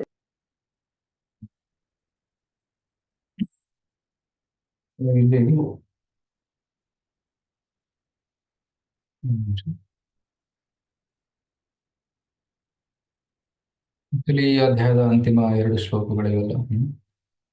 ಸೊ ಸೌವೀರದ ರಾಜನಾಗಿದ್ದ ರಹುಗಣ ತನ್ನ ನಿಜವಾದ ಸ್ವರೂಪವನ್ನು ಅರಿತುಕೊಂಡು, ನಾನು ಆತ್ಮ ಅನ್ನುವ ತತ್ವವನ್ನು ಅರಿತುಕೊಂಡು ಈ ದೇಹದ ದೈಹಿಕ ಪ್ರಜ್ಞೆಯಿಂದ ಬಿಡುಗಡೆ ಹೊಂದಿ ಕೃಷ್ಣನ ಆಶ್ರಯವನ್ನು ತಗೊಂಡ. ಸೊ ಜಡಭರತನ ಅನುಗ್ರಹದಿಂದ ಈ ಒಂದು ಕೃಪೆ ಅವರಿಗೆ ಸಿಕ್ಕಿತು. ನಂತರ ಈಗ ಲಾಸ್ಟ್ 26ನೇ ಶ್ಲೋಕದಲ್ಲಿ ಇಲ್ಲಿವರೆಗೂ ಯಾರ ಚರ್ಚೆ ನಡೀತಾ ಇತ್ತು? ರಹುಗಣ ಮತ್ತೆ ಜಡಭರತನ ಸಂವಾದ ನಡೀತಾ ಇತ್ತು. ಇದನ್ನ ಶುಕದೇವ್ ಗೋಸ್ವಾಮಿಯವರು ಪರೀಕ್ಷಿತನಿಗೆ ಹೇಳ್ತಾ ಇದ್ದಾರೆ. ಪರೀಕ್ಷಿತ ಮಹಾರಾಜ ಕೈ ಎತ್ತಿ ಹೇಳ್ತಾರೆ, ಗುರುಗಳೇ ನನಗೆ ಅರ್ಥ ಆಗ್ಲಿಲ್ಲ. ಯೋ ಹಾವ ಇಹ ಬಹುವಿಧ ಮಹಾಭಾಗವತ ತ್ವಯಾ ವಿಹಿತಃ ಪರೋಕ್ಷೇಣ ವಚಸ. ನೀವು ಇಂಡೈರೆಕ್ಟ್ ಆಗಿ ಕಥೆಯನ್ನು ಹೇಳಿದ್ದೀರಾ, ನನಗೆ ಅರ್ಥ ಆಗ್ಲಿಲ್ಲ. ಜೀವ ಲೋಕ ಭವಾದ್ವಹ. ಸೊ ಜೀವ ಹೇಗೆ ಈ ಕಾಡಿನಲ್ಲಿ ಹೋಗಿದ್ದಾನೆ. ಸ ಹಿ ಆರ್ಯ ಮನೀಷಯ ಕಲ್ಪಿತ ವಿಷಯೋ ನಾನಾಂಜಸಾಭಿಯುಕ್ತನ್ನ ಲೋಕ ಸಮಾಧಿಗಮಃ ಅತ ತತ್ ಏವ ಏತತ್ ದುರವಗಮಂ. ಇದು ಕಷ್ಟಕರವಾದಂತಹ ಕಥೆ, ನನಗೆ ಅರ್ಥ ಆಗಲಿಲ್ಲ. ದಯವಿಟ್ಟು ಸಮವೇತಾನುಕಲ್ಪೇನ ನಿರ್ದಿಶ್ಯತಾಮಿತಿ, ಇದನ್ನು ಸರಳವಾಗಿ ನಮ್ಗೆ ಅರ್ಥ ಆಗುವ ಹಾಗೆ ವಿವರಿಸಿ ಅಂತ ಅವರು ಹೇಳ್ತಾರೆ. ನೇರವಾದ ಪರೋಕ್ಷವಾಗಿ ಕಥೆಯನ್ನ ಹೇಳಿದ್ದೀರಾ, ನೇರವಾಗಿ ಅದರ ಅರ್ಥವನ್ನು ಹೇಳಿ ಅಂತ ಬೇಡ್ಕೊಂತಾರೆ. ಆಗ ಶುಕದೇವ ಗೋಸ್ವಾಮಿಯರು ಈ ಕಥೆಯ ಅರ್ಥವನ್ನ ವಿವರವಾಗಿ ಹೇಳ್ತಾರೆ. ನಾವು ಆಲ್ರೆಡಿ ಎರಡನ್ನ ಡಿಸ್ಕಸ್ ಮಾಡಿದ್ದೀವಿ. ನಾವು ಕಥೆಯನ್ನ ಪ್ಲಸ್ ಅದರ ಅರ್ಥವನ್ನ ಎರಡನ್ನ ನಾವು ಚರ್ಚೆ ಮಾಡಿದ್ವಿ. ಅದಕ್ಕೆ ಆ ಶ್ಲೋಕಗಳನ್ನ 14ನೇ ಅಧ್ಯಾಯದ ಶ್ಲೋಕಗಳನ್ನ ನಾವು ಆಲ್ರೆಡಿ ಕವರ್ ಮಾಡಿದ್ದೀವಿ. ಸೊ ಅದಕ್ಕೆ ನಾವು ನೇರವಾಗಿ 42ನೇ ಶ್ಲೋಕಕ್ಕೆ ಹೋಗೋಣ. 14ನೇ ಅಧ್ಯಾಯದ 42ನೇ ಶ್ಲೋಕ. 42ನೇ ಶ್ಲೋಕದಿಂದ 46ನೇ ಶ್ಲೋಕ ಅಲ್ಲಿ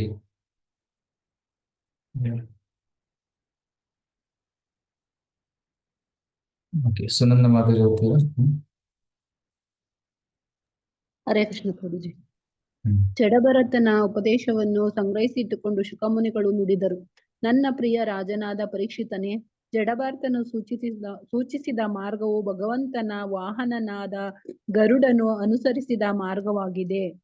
ಸಾಮಾನ್ಯ ರಾಜರು ಕೇವಲ ನೊಣಗಳಿರುವಂತಿರುತ್ತಾರೆ. ನೊಣಗಳು ಗರುಡನ ದಾರಿಯನ್ನು ಅನುಸರಿಸಲಾರವು. ಇಂದಿನವರೆಗೆ ಯಾವ ಮಹಾರಾಜರಾಗಲಿ ಜಯಶೀಲರಾದ ನೇತಾರರಾಗಲಿ ಈ ಭಕ್ತಿ ಸೇವೆಯ ಮಾರ್ಗವನ್ನು ಮಾನಸಿಕವಾಗಿ ಕೂಡ ಅನುಸರಿಸಲು ಅರ್ಹರಾಗಿಲ್ಲ.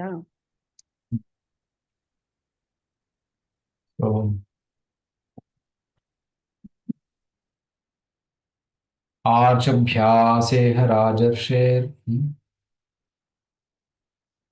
ಮನಸಾಪಿ ಮಹಾತ್ಮನಃ ನಾನು ವರ್ತ್ಮಾರ್ಹತಿ ನೃಪೋ ಮಕ್ಷಿಕೇವ ಗರುತ್ಮತಃ. ಈಗ ಗರುಡ ತೋರಿಸಿದಂತಹ ದಾರಿಯಲ್ಲಿ ಮಕ್ಷಿಕ ಅಂದ್ರೆ ಒಂದು ಜೇನುನೊಣ ಹಾರಲು ಸಾಧ್ಯವಿಲ್ಲ. ಗರುಡ ತುಂಬಾ ವೇಗವಾಗಿ ಹೋಗುತ್ತೆ. ಗರುಡನ ಮಾರ್ಗದಲ್ಲಿ ಒಂದು ಮಕ್ಷಿಕ ಹೇಗೆ ಹೋಗಕ್ಕೆ ಸಾಧ್ಯ? Not possible. ನೊಣ ಓಡಕ್ಕೆ ಸಾಧ್ಯವಿಲ್ಲ. ಅದೇ ರೀತಿ ಮಹಾ ಸಂತರು ತೋರಿಸಿದಂತಹ ದಾರಿ ನಮ್ಮಂಥವ್ರು ಹೇಗೆ ಹೋಗೋದಕ್ಕೆ ಸಾಧ್ಯ? ತುಂಬಾ ಕಷ್ಟ ಅಂತ ಇಲ್ಲಿ ಹೇಳ್ತಾರೆ. ಸೊ ಮನಸಾಪಿ ಮಹಾತ್ಮನ, ಈವನ್ ಇನ್ ದ ಮೈಂಡ್, ಮನಸ್ಸಲ್ಲೂ ಕೂಡ ಅಂತಹ ದಾರಿಯಲ್ಲಿ ಜಡಭರತ ಕೊಟ್ಟಂತಹ ದಾರಿಯಲ್ಲಿ ಹೋಗಲು ಸಾಧ್ಯವಿಲ್ಲ. ಅಥವಾ ಅದು ಅತಿ ಉನ್ನತವಾದದ್ದು ಅಂತ ಹೇಳ್ತಾರೆ. So it is very true. ಯಾಕಂದ್ರೆ ಮನುಷ್ಯಾಣಾಂ ಸಹಸ್ರೇಶು ಕಶ್ಚಿತ್ ಯತತೆ ಸಿದ್ಧಯೇ. ಇಂತಹ ದಾರಿಯಲ್ಲಿ ನಡೆಯುವವರು 1000ರಲ್ಲಿ ಒಬ್ಬರು. ಅಂತಹ 1000 ಜನರಲ್ಲಿ ಒಬ್ರು ದಾರಿ ದಾಟಿ ಗುರಿಯನ್ನ ತಲುಪಬಹುದು. ರೈಟ್. 1000ರಲ್ಲಿ ಒಬ್ಬ ದಾರಿಯಲ್ಲಿ ಬರ್ತಾನೆ. ಅಂತಹ 1000 ಜನರಲ್ಲಿ ಒಬ್ಬ ದಾರಿ ಅಂದ್ರೆ ಗುರಿಯನ್ನ ತಲುಪ್ತಾನೆ. ಸೊ ಅಷ್ಟು ವಿರಳವಾದಂತಹ ಒಂದು ಮಾರ್ಗವಿದೆ. ರೈಟ್. ಸೊ ಅಂತಹ ಸಂತಸ್ ದುರ್ಲಭ. ಬ್ರಹ್ಮ ಸಂಹಿತೆಯಲ್ಲಿ ಒಂದು ಶ್ಲೋಕ ಬರುತ್ತೆ, ಅಂತಹ ಸಂತರು ತುಂಬಾ ದುರ್ಲಭ ಈ ಜಗತ್ತಿನಲ್ಲಿ ಅಂತ ಹೇಳ್ತಾರೆ. ಸೊ ಆದರೆ ಚೈತನ್ಯ ಮಹಾಪ್ರಭುಗಳ ಕೃಪೆ ಅಂತಹ ವಿರಳವಾದ ಅಂತಹ ಕಷ್ಟಕರವಾದ ಮಾರ್ಗವನ್ನ ತುಂಬಾ ಸರಳೀಕರಿಸಿದ್ದಾರೆ. ರೈಟ್. ಕೇವಲ ಹರೇ ಕೃಷ್ಣ ಕೃಷ್ಣ ಕೃಷ್ಣ ಹರೇ ಹರೇ, ಹರೇ ರಾಮ ರಾಮ ರಾಮ ಹರೇ ಹರೇ ಈ ಮಂತ್ರದ ಜಪದಿಂದ ನಾವು ಪರಿಪೂರ್ಣತೆಯನ್ನು ಪಡೆದುಕೊಳ್ಬಹುದು. ಜಡಭರತ ರೋಗಣ ಸಂವಾದ ಯಾವುದು ಯುಗದಲ್ಲಿ ನಡೆದಿದ್ದು, ತುಂಬಾ ಹಳೆಯದು. ಆದರೆ ಕಲಿಯುಗದ ಅವತಾರ ಯಾರು? ಶ್ರೀ ಚೈತನ್ಯ ಮಹಾಪ್ರಭು. ಸೊ ಚೈತನ್ಯ ಮಹಾಪ್ರಭುಗಳು ದಾರಿ ತೋರಿಸಿದ್ದಾರೆ. ಅದು ಯಾವುದು? ಸಂಕೀರ್ತನ ಮಾರ್ಗ. ಕೇವಲ ಹರಿ ಸಂಕೀರ್ತನೆ, ಕೃಷ್ಣ ಸಂಕೀರ್ತನೆಯನ್ನು ಮಾಡಿ ನಾವು ಎಲ್ಲ ಪರಿಪೂರ್ಣತೆಯನ್ನ ಪಡೆದುಕೊಳ್ಳಬಹುದು. ಹರೇರ್ನಾಮ ಹರೇರ್ನಾಮ ಇವ ಕೇವಲಂ ಕಲೋ ನಾಸ್ತೇವ ಕದಿರನ್ಯತಾ. ಕಲಿಯುಗದಲ್ಲಿ ಹರಿನಾಮವನ್ನು ಹೊರತಾಗಿ ಮತ್ತೆ ಯಾವುದೂ ದಾರಿ ಇಲ್ಲ. ರೈಟ್. ನಾವು ಕಥೆಯಲ್ಲಿ ಕೇಳಿದ ಹಾಗೆ ವ್ಯಾಪಾರಿ ಹಂಸಗಳ ಹತ್ರ ಹೋಗಿದ್ದ. ಹಂಸಗಳು ಕೊಟ್ಟಂತ ದಾರಿಯನ್ನ ಆದೇಶವನ್ನು ಪರಿಪಾಲಿಸಲು ಸಾಧ್ಯವಾಗಲಿಲ್ಲ. ನಂತರ ಮಂಗಳ ಹತ್ರ ಹೋದ. ಅದೇ ರೀತಿ ಕೆಲವೊಂದು ಸಾಧನಾ ಮಾರ್ಗಗಳು ತುಂಬಾ ಕಷ್ಟ. ಆದರೆ ಕಲಿಯುಗದಲ್ಲಿ ಸಾಧನಾ ಮಾರ್ಗ ತುಂಬಾ ಸರಳ. ಹರಿಕೃಷ್ಣ ಮಂತ್ರ ಜಪ ಯಾರಾದ್ರೂ ಮಾಡ್ಬೋದು, ಎಲ್ಲಿಯಾದ್ರೂ ಮಾಡ್ಬೋದು. ಭಾಷೆ ಗೊತ್ತಿರ್ಬೇಕಂತ ಇಲ್ಲ, ಮಂತ್ರದ ಅರ್ಥ ಗೊತ್ತಿರ್ಬೇಕಂತ ಇಲ್ಲ. ಕೇವಲ ಹರೇ ಕೃಷ್ಣ ಕೃಷ್ಣ ಕೃಷ್ಣ ಹರೇ ಹರಿ, ಹರೇ ರಾಮ ರಾಮ ರಾಮ ಹರಿ ಹರಿ ಅಂತ ಜಪ ಮಾಡಿದರೆ ಸಾಕು, ಪರಿಪೂರ್ಣತೆಯನ್ನ ಪಡೆದುಕೊಳ್ಳಬಹುದು. So that's the power of chanting Hare Krishna. So ಇದು ಚೈತನ್ಯ ಮಹಾಪ್ರಭುಗಳ ಕೃಪೆಯಿಂದ ಆ ಕಷ್ಟಕರವಾದ ಮಾರ್ಗ ಸರಳವಾಗಿ ಬಿಟ್ಟಿದೆ.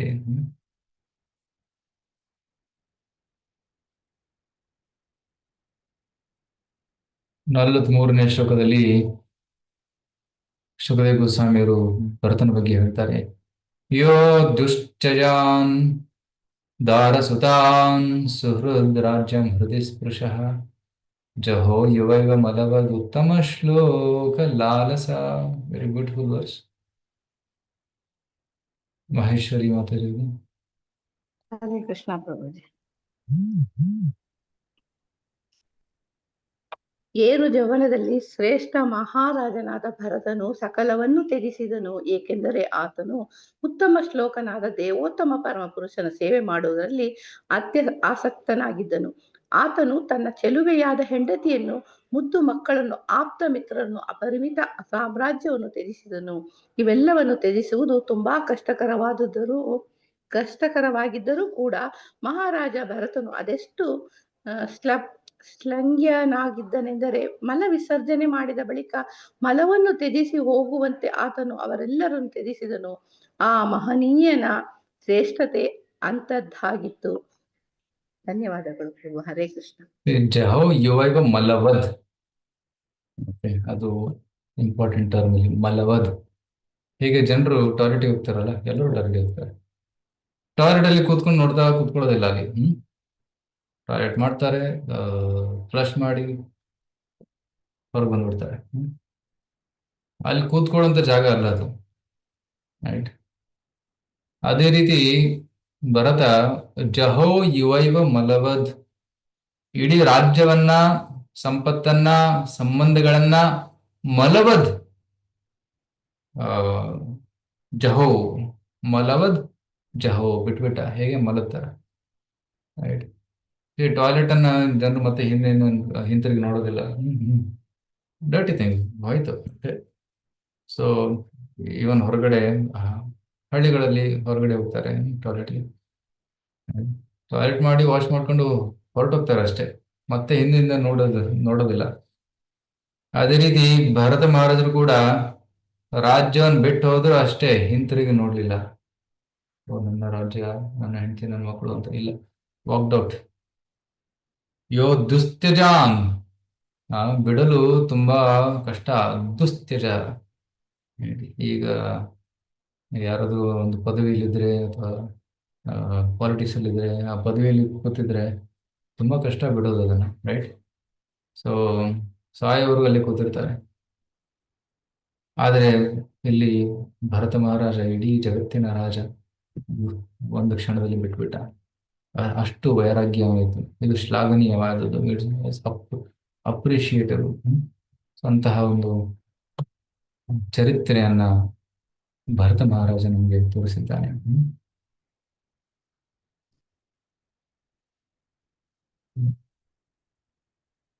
ಇದನ್ನೇ ಇನ್ನಿಷ್ಟು ವಿವರವಾಗಿ ಹೇಳಿದ್ದಾರೆ.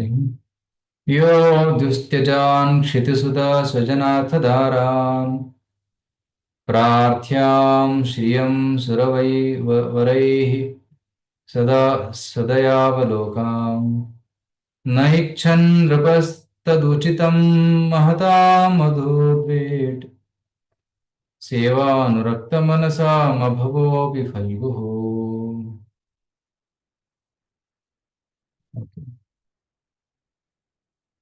ನಾಗರತ್ನ ಮಾತಾಡಿದ್ರು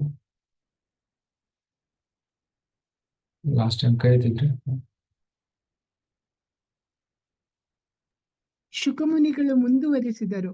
ನನ್ನ ಪ್ರಿಯ ರಾಜನೇ, ಭರತ ಮಹಾರಾಜನ ಕ್ರಿಯೆಗಳು ಅದ್ಭುತವಾಗಿವೆ. ಅವನು ಇತರರಿಗೆ ತ್ಯಜಿಸಲು ಕಷ್ಟಕರವಾದ ಎಲ್ಲವನ್ನೂ, ತನ್ನ ರಾಜ್ಯವನ್ನು, ಹೆಂಡತಿಯನ್ನು, ಕುಟುಂಬವನ್ನು ತ್ಯಜಿಸಿದನು. ಅವನ ಸಮೃದ್ಧಿ ಎಷ್ಟು ಉನ್ನತ ಮಟ್ಟದಲ್ಲಿತ್ತು ಎಂದರೆ ದೇವತೆಗಳು ಕೂಡ ಅದಕ್ಕಾಗಿ ಅಸೂಯೆ ಪಟ್ಟರು. ಆದರೂ ಆತ ಅದನ್ನು ತ್ಯಜಿಸಿದನು.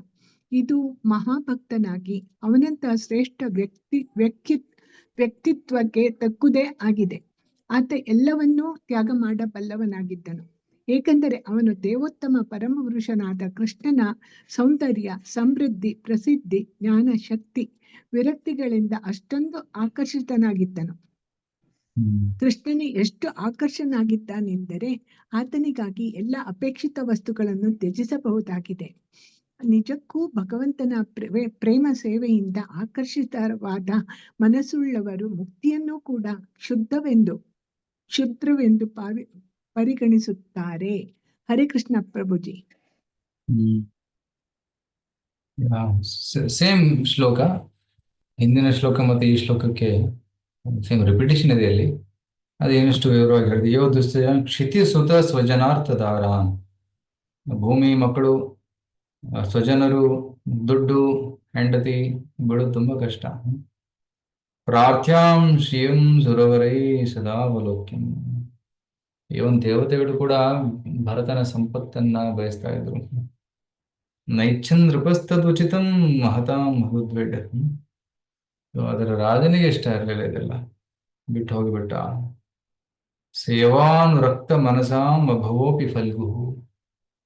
ಭಗವಂತನ ಮಧುದ್ವಿಟ್ ಸೇವಾನುರಕ್ತ ಮನಸ, ಕೃಷ್ಣನ ಸೇವೆಯಲ್ಲಿ ತೊಡಗಿದ್ದ. ಅಭವೋಪಿ ಫಲ್ಗು. ಅಭವ ಅಂದ್ರೆ ಇವನ್ ಮೋಕ್ಷ ಕೂಡ ತುಚ್ಛ ಅಂತ ಅವನು ಹೇಳ್ತಾ ಇದ್ದ. ಸೊ ಮೋಕ್ಷವನ್ನು ಕೂಡ ಬಯಸೋದಿಲ್ಲ ಶುದ್ಧ ಭಕ್ತರು, ಕೇವಲ ಭಗವಂತನ ಭಕ್ತಿ ಸೇವೆಯನ್ನು ಮಾತ್ರ ಬಯಸ್ತಾರೆ. ಸೊ ಶುದ್ಧ ಭಕ್ತರ ಒಂದು ಲಕ್ಷಣವನ್ನ ಈ 2 ಶ್ಲೋಕದಲ್ಲಿ ವರ್ಣನೆ ಮಾಡಿದ್ದಾರೆ.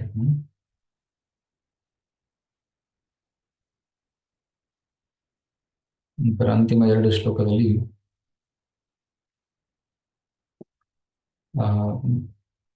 ಈ ಒಂದು ಶ್ಲೋಕ ಇಲ್ಲಿ ನಾವು ನೋಡ್ತಾ ಇದ್ದೀವಿ. ಇದು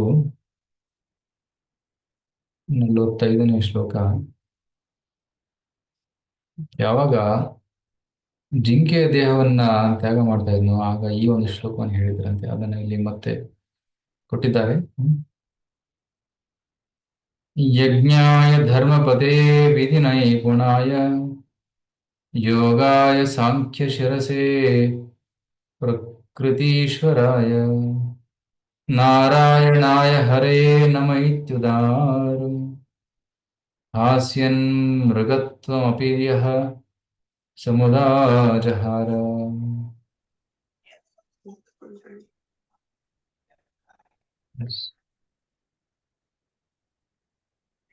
ಪ್ರಭು ಮಾತಾಡಿ. ಹರೇ ಕೃಷ್ಣ ಪ್ರಭುಜಿ, ಕೇಳಿಸ್ತಾ ಇದೆಯಾ ಪ್ರಭುಜಿ? ಈಗ ಕೇಳಿಸ್ತೀನಿ. ಜಿಂಕೆಯ ದೇಹದಲ್ಲಿದ್ದು ಕೂಡ ಮಹಾರಾಜ ಭರತನು ದೇವೋತ್ತಮ ಪರಮಪುರುಷನನ್ನು ಮರೆಯಲಿಲ್ಲ. ಆದ್ದರಿಂದ ಜಿಂಕೆಯ ದೇಹವನ್ನು ತ್ಯಜಿಸುವಾಗ ಆತನು ಜೋರಾಗಿ ಈ ಕೆಳಗಿನಂತೆ ಪಠಿಸಿದನು. ದೇವೋತ್ತಮ ಪರಮಪುರುಷನು ಯಜ್ಞ ಪುರುಷನಾಗಿರುವನು. ಆತನು ವಿದ್ಯುಕ್ತವಾದ ಧಾರ್ಮಿಕ ಕ್ರಿಯೆಗಳಿಗೆ ಫಲ ಕೊಡುವನು. ಆತನು ಧಾರ್ಮಿಕ ವ್ಯವಸ್ಥೆಯ ರಕ್ಷಕನು, ಯೋಗ ಪುರುಷನು, ಜ್ಞಾನದ ತವರು, ಸಮಗ್ರ ಸೃಷ್ಟಿಯ ನಿಯಾಮಕನು ಮತ್ತು ಪ್ರತಿಯೊಂದು ಜೀವಿಯಲ್ಲಿರುವ ಪರಮಾತ್ಮನು. ಆತನು ಸುಂದರನೂ ಆಕರ್ಷಕನೂ ಆಗಿದ್ದಾನೆ. ಆತನಿಗೆ ಪ್ರಣಾಮಗಳನ್ನು ಸಲ್ಲಿಸಿ ನಾನು ಈ ದೇಹವನ್ನು ಬಿಡುತ್ತಿದ್ದೇನೆ. ನಾನು ಆತನ ಅಲೌಕಿಕ ಪ್ರೇಮ ಸೇವೆಯಲ್ಲಿ ನಿರಂತನಾಗಿರುವನೆಂದು ಆಶಿಸುತ್ತೇನೆ. ಇಷ್ಟು ಹೇಳಿ ಮಹಾರಾಜ ಭರತನು ತನ್ನ ದೇಹ ಬಿಟ್ಟನು. ಹರೇ ಕೃಷ್ಣ ಪ್ರಭುಜಿ, ಥ್ಯಾಂಕ್ ಯು. ಇಲ್ಲಿ ಜಿಂಕೆ ದೇಹದಲ್ಲಿದ್ದಾಗ ಈ ಪ್ರಾರ್ಥನೆ ಹೇಳ್ತಾರೆ. ಸೊ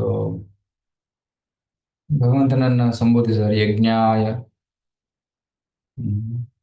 ಭಗವಂತ ಏನ ಯಜ್ಞ, ಯಜ್ಞಾಯ ಧರ್ಮಪತಯೇ, ಧರ್ಮದ ರಕ್ಷಕ, ಮಾಸ್ಟರ್ ಆಫ್ ಧರ್ಮ, ವಿಧಿ ನೈಪುಣಾಯ. ಸೊ ತನ್ನ ಭಕ್ತರಿಗೆ ಹೇಗೆ ವಿಧಿಯನ್ನ ಧರ್ಮವನ್ನು ಆಚರಣೆ ಮಾಡಬೇಕು ಅನ್ನೋ ಬುದ್ಧಿಯನ್ನು ಕೊಡುವನು. ಯೋಗಾಯ. ಸೊ ಕೃಷ್ಣ ಯೋಗೇಶ್ವರ. ಸಾಂಖ್ಯ ಶಿರಸೆ, ಸಾಂಖ್ಯ ಜ್ಞಾನವನ್ನ ಪ್ರಚಾರ ಮಾಡಿದವರು. ಪ್ರಕೃತಿಯ ಈಶ್ವರನು, ನಾರಾಯಣನು, ಹರಿಯಾದವನು, ನಿನಗೆ ನಮಸ್ಕಾರ. ಹರೇ ನಮ ಇತಿ ಉದಾರಂ. ಸೊ ಭಗವಂತನ ನಮಸ್ಕರಿಸಿ ನಗನಗತಾ ದೇಹವನ್ನು ತ್ಯಾಗ ಮಾಡ್ತಾನೆ ಭಾರತ ಮಹಾರಾಜರು ಜಿಂಕೆಯ ದೇಹದಲ್ಲಿ. ಸೊ ಈ ರೀತಿ ಮುಂದಿನ ಜನ್ಮದಲ್ಲಿ ಜಡಭರತನಾಗಿ ಹುಟ್ಟುತ್ತಾರೆ. ಜಡಭರತನ ದೇಹದಲ್ಲಿ ಪರಿಪೂರ್ಣತೆಯನ್ನು ಪಡೆದುಕೊಂಡು ಭಗವದ್ಧಾಮಕ್ಕೆ ಹೋಗ್ತಾರೆ. ಅದರ ಬಗ್ಗೆ ವರ್ಣನೆ ಇಲ್ಲ, ಆದರೆ ಅವರು ಭಗವದ್ಧಾಮಕ್ಕೆ ಹೋಗಿದ್ದಾರೆ ಅನ್ನೋದು ಖಚಿತವಾಗಿದೆ. ಸೊ ಈಗ ಅಂತಿಮ ಶ್ಲೋಕ. ಸೊ ನಾವು ಜಡಭರತನ ಕಥೆಯನ್ನು ಕೇಳಿದ್ವಿ. ಸುಮಾರು ಹಲವಾರು ಅಧ್ಯಾಯಗಳು, ಸುಮಾರು ಈಗ 14ನೇ ಅಧ್ಯಾಯ ನಡೀತಾ ಇದೆಯಲ್ಲ. ಸೊ ಬಿಫೋರ್ ದಟ್ 6ನೇ ಅಧ್ಯಾಯದಿಂದ ಸ್ಟಾರ್ಟ್ ಆಯ್ತು. 7ನೇ ಅಧ್ಯಾಯದಿಂದ 14ನೇ ಅಧ್ಯಾಯ, ಸುಮಾರು 8 ಅಧ್ಯಾಯಗಳಲ್ಲಿ ನಾವು ಜಡಭರತನ ಚರಿತ್ರೆಯನ್ನ ಯೋಚನೆ ಮಾಡಿದ್ದೀವಿ. ಈ ಕಥೆಯನ್ನ ಕೇಳುವುದರ ಫಲಶ್ರುತಿ ಈ ರೀತಿ ಇದೆ. ಯೋ ಇದಂ ಭಗವತಾ ಸಭಾಜಿತಾ ವದಾತ್ ಗುಣ ಕರ್ಮಣೋ ರಾಜರ್ಷಿರ್ ಭರ್ತಸ್ಯಾನುಚರಿತಂ ಸ್ವಸ್ತಿ ಅಯನಂ ಆಯುಷ್ಯಂ ಧನ್ಯಂ ಯಶಸ್ಯಂ ಸ್ವರ್ಗಯಾಪವರ್ಗ್ಯಂ ವಾಶೃಣೋತಿ ಆಖ್ಯಾಸ್ಯತಿ ಅಭಿನಂದತಿ ಚ ಸರ್ವ ಏವ ಆಶೀಷ ಆತ್ಮನ ಆಶಾಸ್ತೆ ನ ಕಾಂಚನ ಪರತ ಇತಿ. ಇಲ್ಲಿ ಆಶೀರ್ವಾದವನ್ನು ಕೊಡ್ತಾ ಇದ್ದಾರೆ ಶುಕದೇವ್ ಮಹಾರಾಜರು. ಈ ಶ್ಲೋಕವನ್ನು ಸುನಂದ ಮಾತಾಜಿ ಅವರು. ಹರೇ ಕೃಷ್ಣ ಪ್ರಭು. ಶ್ರವಣ ಕೀರ್ತನೆಗಳಲ್ಲಿ ಶ್ರದ್ಧೆಯುಳ್ಳ ಭಕ್ತರು ಭರತ ಮಹಾರಾಜನ ಶುದ್ಧ ಚಾರಿತ್ರ್ಯವನ್ನು ನಿಯತವಾಗಿ ಚರ್ಚಿಸುವರು. ಆತನ ಕಾರ್ಯಗಳನ್ನು ಪ್ರಶಂಸಿಸುವರು. ಸಕಲ ಶುಭಕರವಾದ ಮಹಾರಾಜ ಭರತನ ಬಗ್ಗೆ ವಿಧೇಯನಾಗಿ ಶ್ರವಣ ಮಾಡಿದ್ದಲ್ಲಿ, ಕೀರ್ತನೆಗೈದಲ್ಲಿ ಆತನ ಆಯುಷ್ಯ ಮತ್ತು ಐಹಿಕ ಸಮೃದ್ಧಿಗಳು ನಿಜಕ್ಕೂ ವರ್ಧಿಸುತ್ತವೆ. ಆತನು ತುಂಬಾ ಪ್ರಸಿದ್ಧನಾಗಬಹುದು. ಸ್ವರ್ಗೀಯ ಲೋಕಗಳಿಗೆ ಸುಲಭವಾಗಿ ಉನ್ನತಿಯನ್ನು ಪಡೆಯಬಹುದು, ಅಥವಾ ಭಗವಂತನ ಅಸ್ತಿತ್ವದಲ್ಲಿ ಲೀನನಾಗುವುದರಿಂದ ಮುಕ್ತಿಯನ್ನು ಪಡೆಯಬಹುದು. ಮಹಾರಾಜ ಭರತನ ಕ್ರಿಯೆಗಳನ್ನು ಕೇವಲ ಶ್ರವಣ, ಸಂಕೀರ್ತನ ಮತ್ತು ಸ್ತೋತ್ರ ಮಾಡುವುದರಿಂದ ತಾನು ಬಯಸಿದ್ದೆಲ್ಲವನ್ನು ಪಡೆಯಬಹುದಾಗಿದೆ. ಈ ರೀತಿಯಿಂದ ಆತನ ಐಹಿಕ ಮತ್ತು ಆಧ್ಯಾತ್ಮಿಕ ಬಯಕೆಗಳನ್ನು ಈಡೇರಿಸಿಕೊಳ್ಳಬಹುದಾಗಿದೆ. ಈ ವಸ್ತುಗಳಿಗಾಗಿ ಬೇರೆ ಯಾರನ್ನೂ ಕೇಳಬೇಕಾದ್ದಿಲ್ಲ. ಕೇವಲ ಮಹಾರಾಜ ಭರತನ ಜೀವನವನ್ನು ಅಧ್ಯಯನ ಮಾಡುವುದರಿಂದ ಅಪೇಕ್ಷಿತ ವಸ್ತುಗಳನ್ನೆಲ್ಲ ಪಡೆಯಬಹುದಾಗಿದೆ.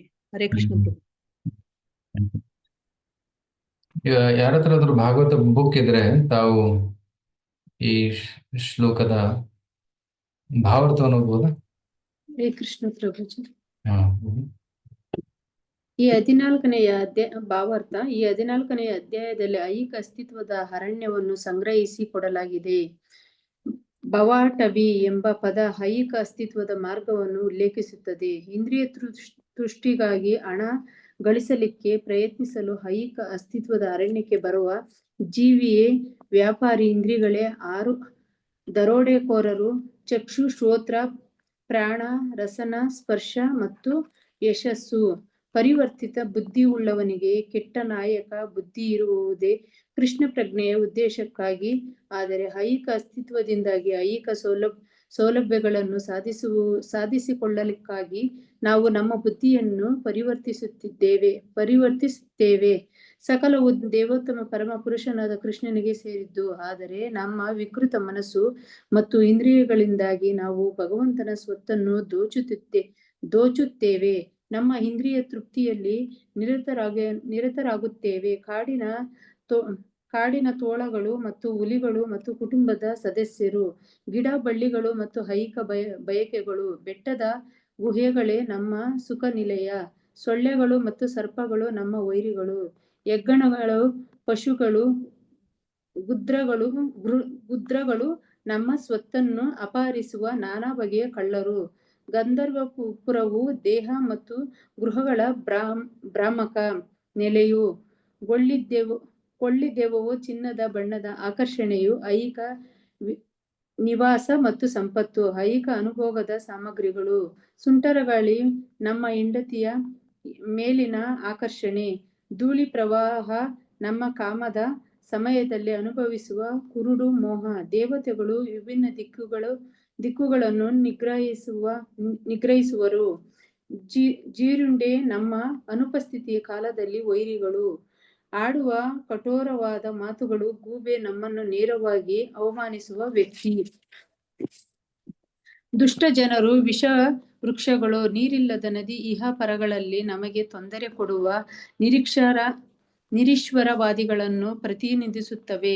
ಮಾಂಸ ಭಕ್ಷಣ ಮಾಡುವ ದಾನವರು, ಸರಕಾರಿ ಅಧಿಕಾರಿಗಳು, ಚುಚ್ಚುವ ಮುಳ್ಳುಗಳು, ಐಹಿಕ ಜೀವನದ ವಿಘ್ನಗಳು, ಕಾಮದಲ್ಲಿ ಅನುಭವಿಸಿದ ಅಲ್ಪರುಚಿಯೇ ಪರರ ಪತ್ನಿಯನ್ನು ಅನುಭೋಗಿಸುವ ನಮ್ಮ ಬಯಕೆಯಾಗಿದೆ. ನೊಣಗಳು ಗಂಡ, ಮಾವ, ಅತ್ತೆ ಹಾಗೂ ಇತರರಂತೆ ಹೆಂಗಸರ ರಕ್ಷಕರು.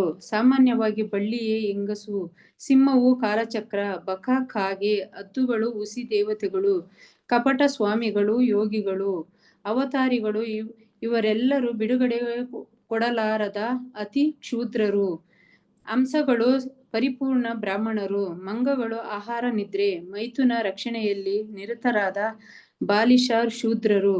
ಮಂಗಗಳ ಮರಗಳು ನಮ್ಮ ಗೃಹ ಕೃತ್ಯಗಳು. ಆನೆ ಅಂತಿಮ ಮರಣ. ಹೀಗೆ ಐಹಿಕ ಅಸ್ತಿತ್ವದ ಎಲ್ಲ ಘಟಕಗಳು ಈ ಅಧ್ಯಾಯದಲ್ಲಿ ವರ್ಣಿತವಾಗಿವೆ. ಹರೇ ಕೃಷ್ಣ.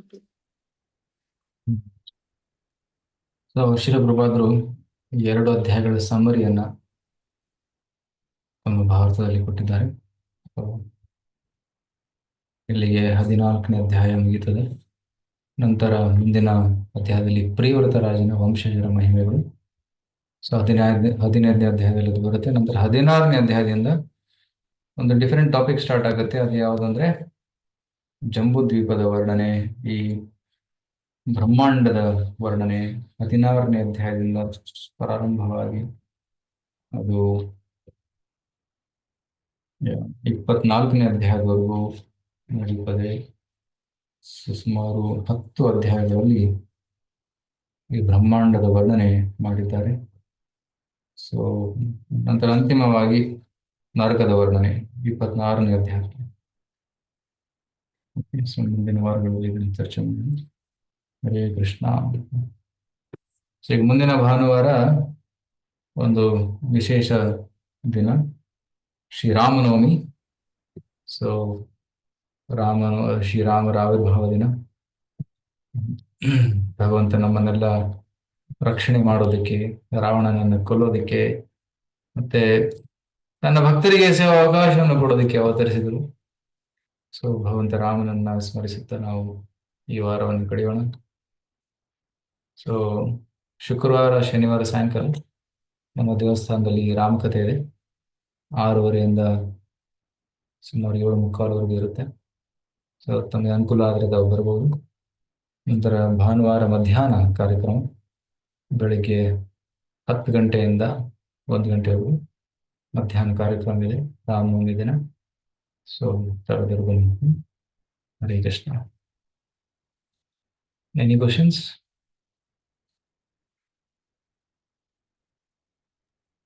ಹರೇ ಕೃಷ್ಣ ಪ್ರಭುಜಿ. ಹೆಬ್ಬಾವು ನಿದ್ರೆ ಇದನ್ನು ಹೋಲ್ಕೆನ ಸ್ವಲ್ಪ ಮತ್ತೆ ಓದಿ ಮಾತಾಡಿ, ಅದು ಅರ್ಥ ಆಗುತ್ತೆ. ಯಾವ್ದನ್ನ ಪ್ರಭುಜಿ? ಅಂದ್ರೆ ಭಾಗವತಂ ಶ್ಲೋಕವನ್ನು ಓದಿ, ಆಗ ಅರ್ಥ ಆಗುತ್ತೆ.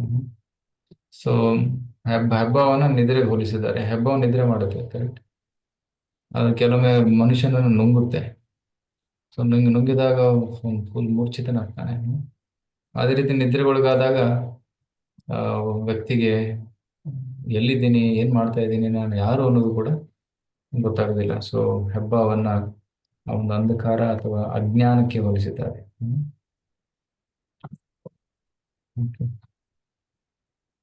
ಸೊ ಮೇನ್ ಅಂದ್ರೆ ಈ ಭೌತಿಕ ಕಾಡು ಭವಾಟವಿ ತುಂಬಾ ಕಷ್ಟಕರವಾದದ್ದು.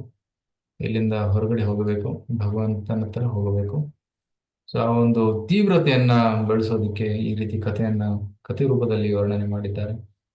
ನಾವು ತಿಳ್ಕೊಂತೀವಿ ಭೌತಿಕ ಜಗತ್ತು ತುಂಬಾ ಒಳ್ಳೆಯದು, ಇಲ್ಲೇ ಎದ್ದು ಬಿಡೋಣ, ಇದೇ ಬೇಕುಂಟ ಅಂತ. ಇಲ್ಲ, ನಾವು ಭಗವಂತನ ಹತ್ರ ಹೋಗ್ಬೇಕು.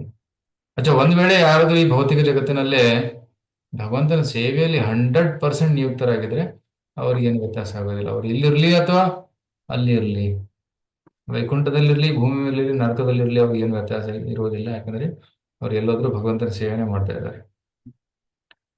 ಬಟ್ ಯಾರು ಭೌತಿಕವಾದಿಗಳಿದ್ದಾರೆ ಅವ್ರಿಗೋಸ್ಕರ ಈ ಕಥೆ ಇದೆ. ಸೊ ಅವರು ಈ ಭೌತಿಕ ಜಗತ್ತಿನ ನಿಜವಾದ ಸ್ವರೂಪವನ್ನ ತಿಳ್ಕೊಂಡು ಈ ಜಗತ್ತನ್ನ ಬಿಟ್ಟು ಭಗವಂತನ ಹತ್ರ ಹೋಗುವ ಇಚ್ಛೆಯನ್ನ ಬೆಳೆಸೋದಿಕ್ಕೆ ಜಡಭರತರು ಈ ರೀತಿ ಕಥೆಯನ್ನ ಹೇಳಿದ್ದಾರೆ. ಓಕೆ. ಹರೇ ಕೃಷ್ಣ ಪ್ರಭು. ಬಾಲಿಶ ಅಂದ್ರೆ ಏನ್ ಪ್ರಭು? ಬಾಲಿಶ ಅಂತ ಪದ ಬರ್ತಲ್ಲ ಪ್ರಭು. ಚೈಲ್ಡಿಶ್, ಬಾಲಕಂತರ.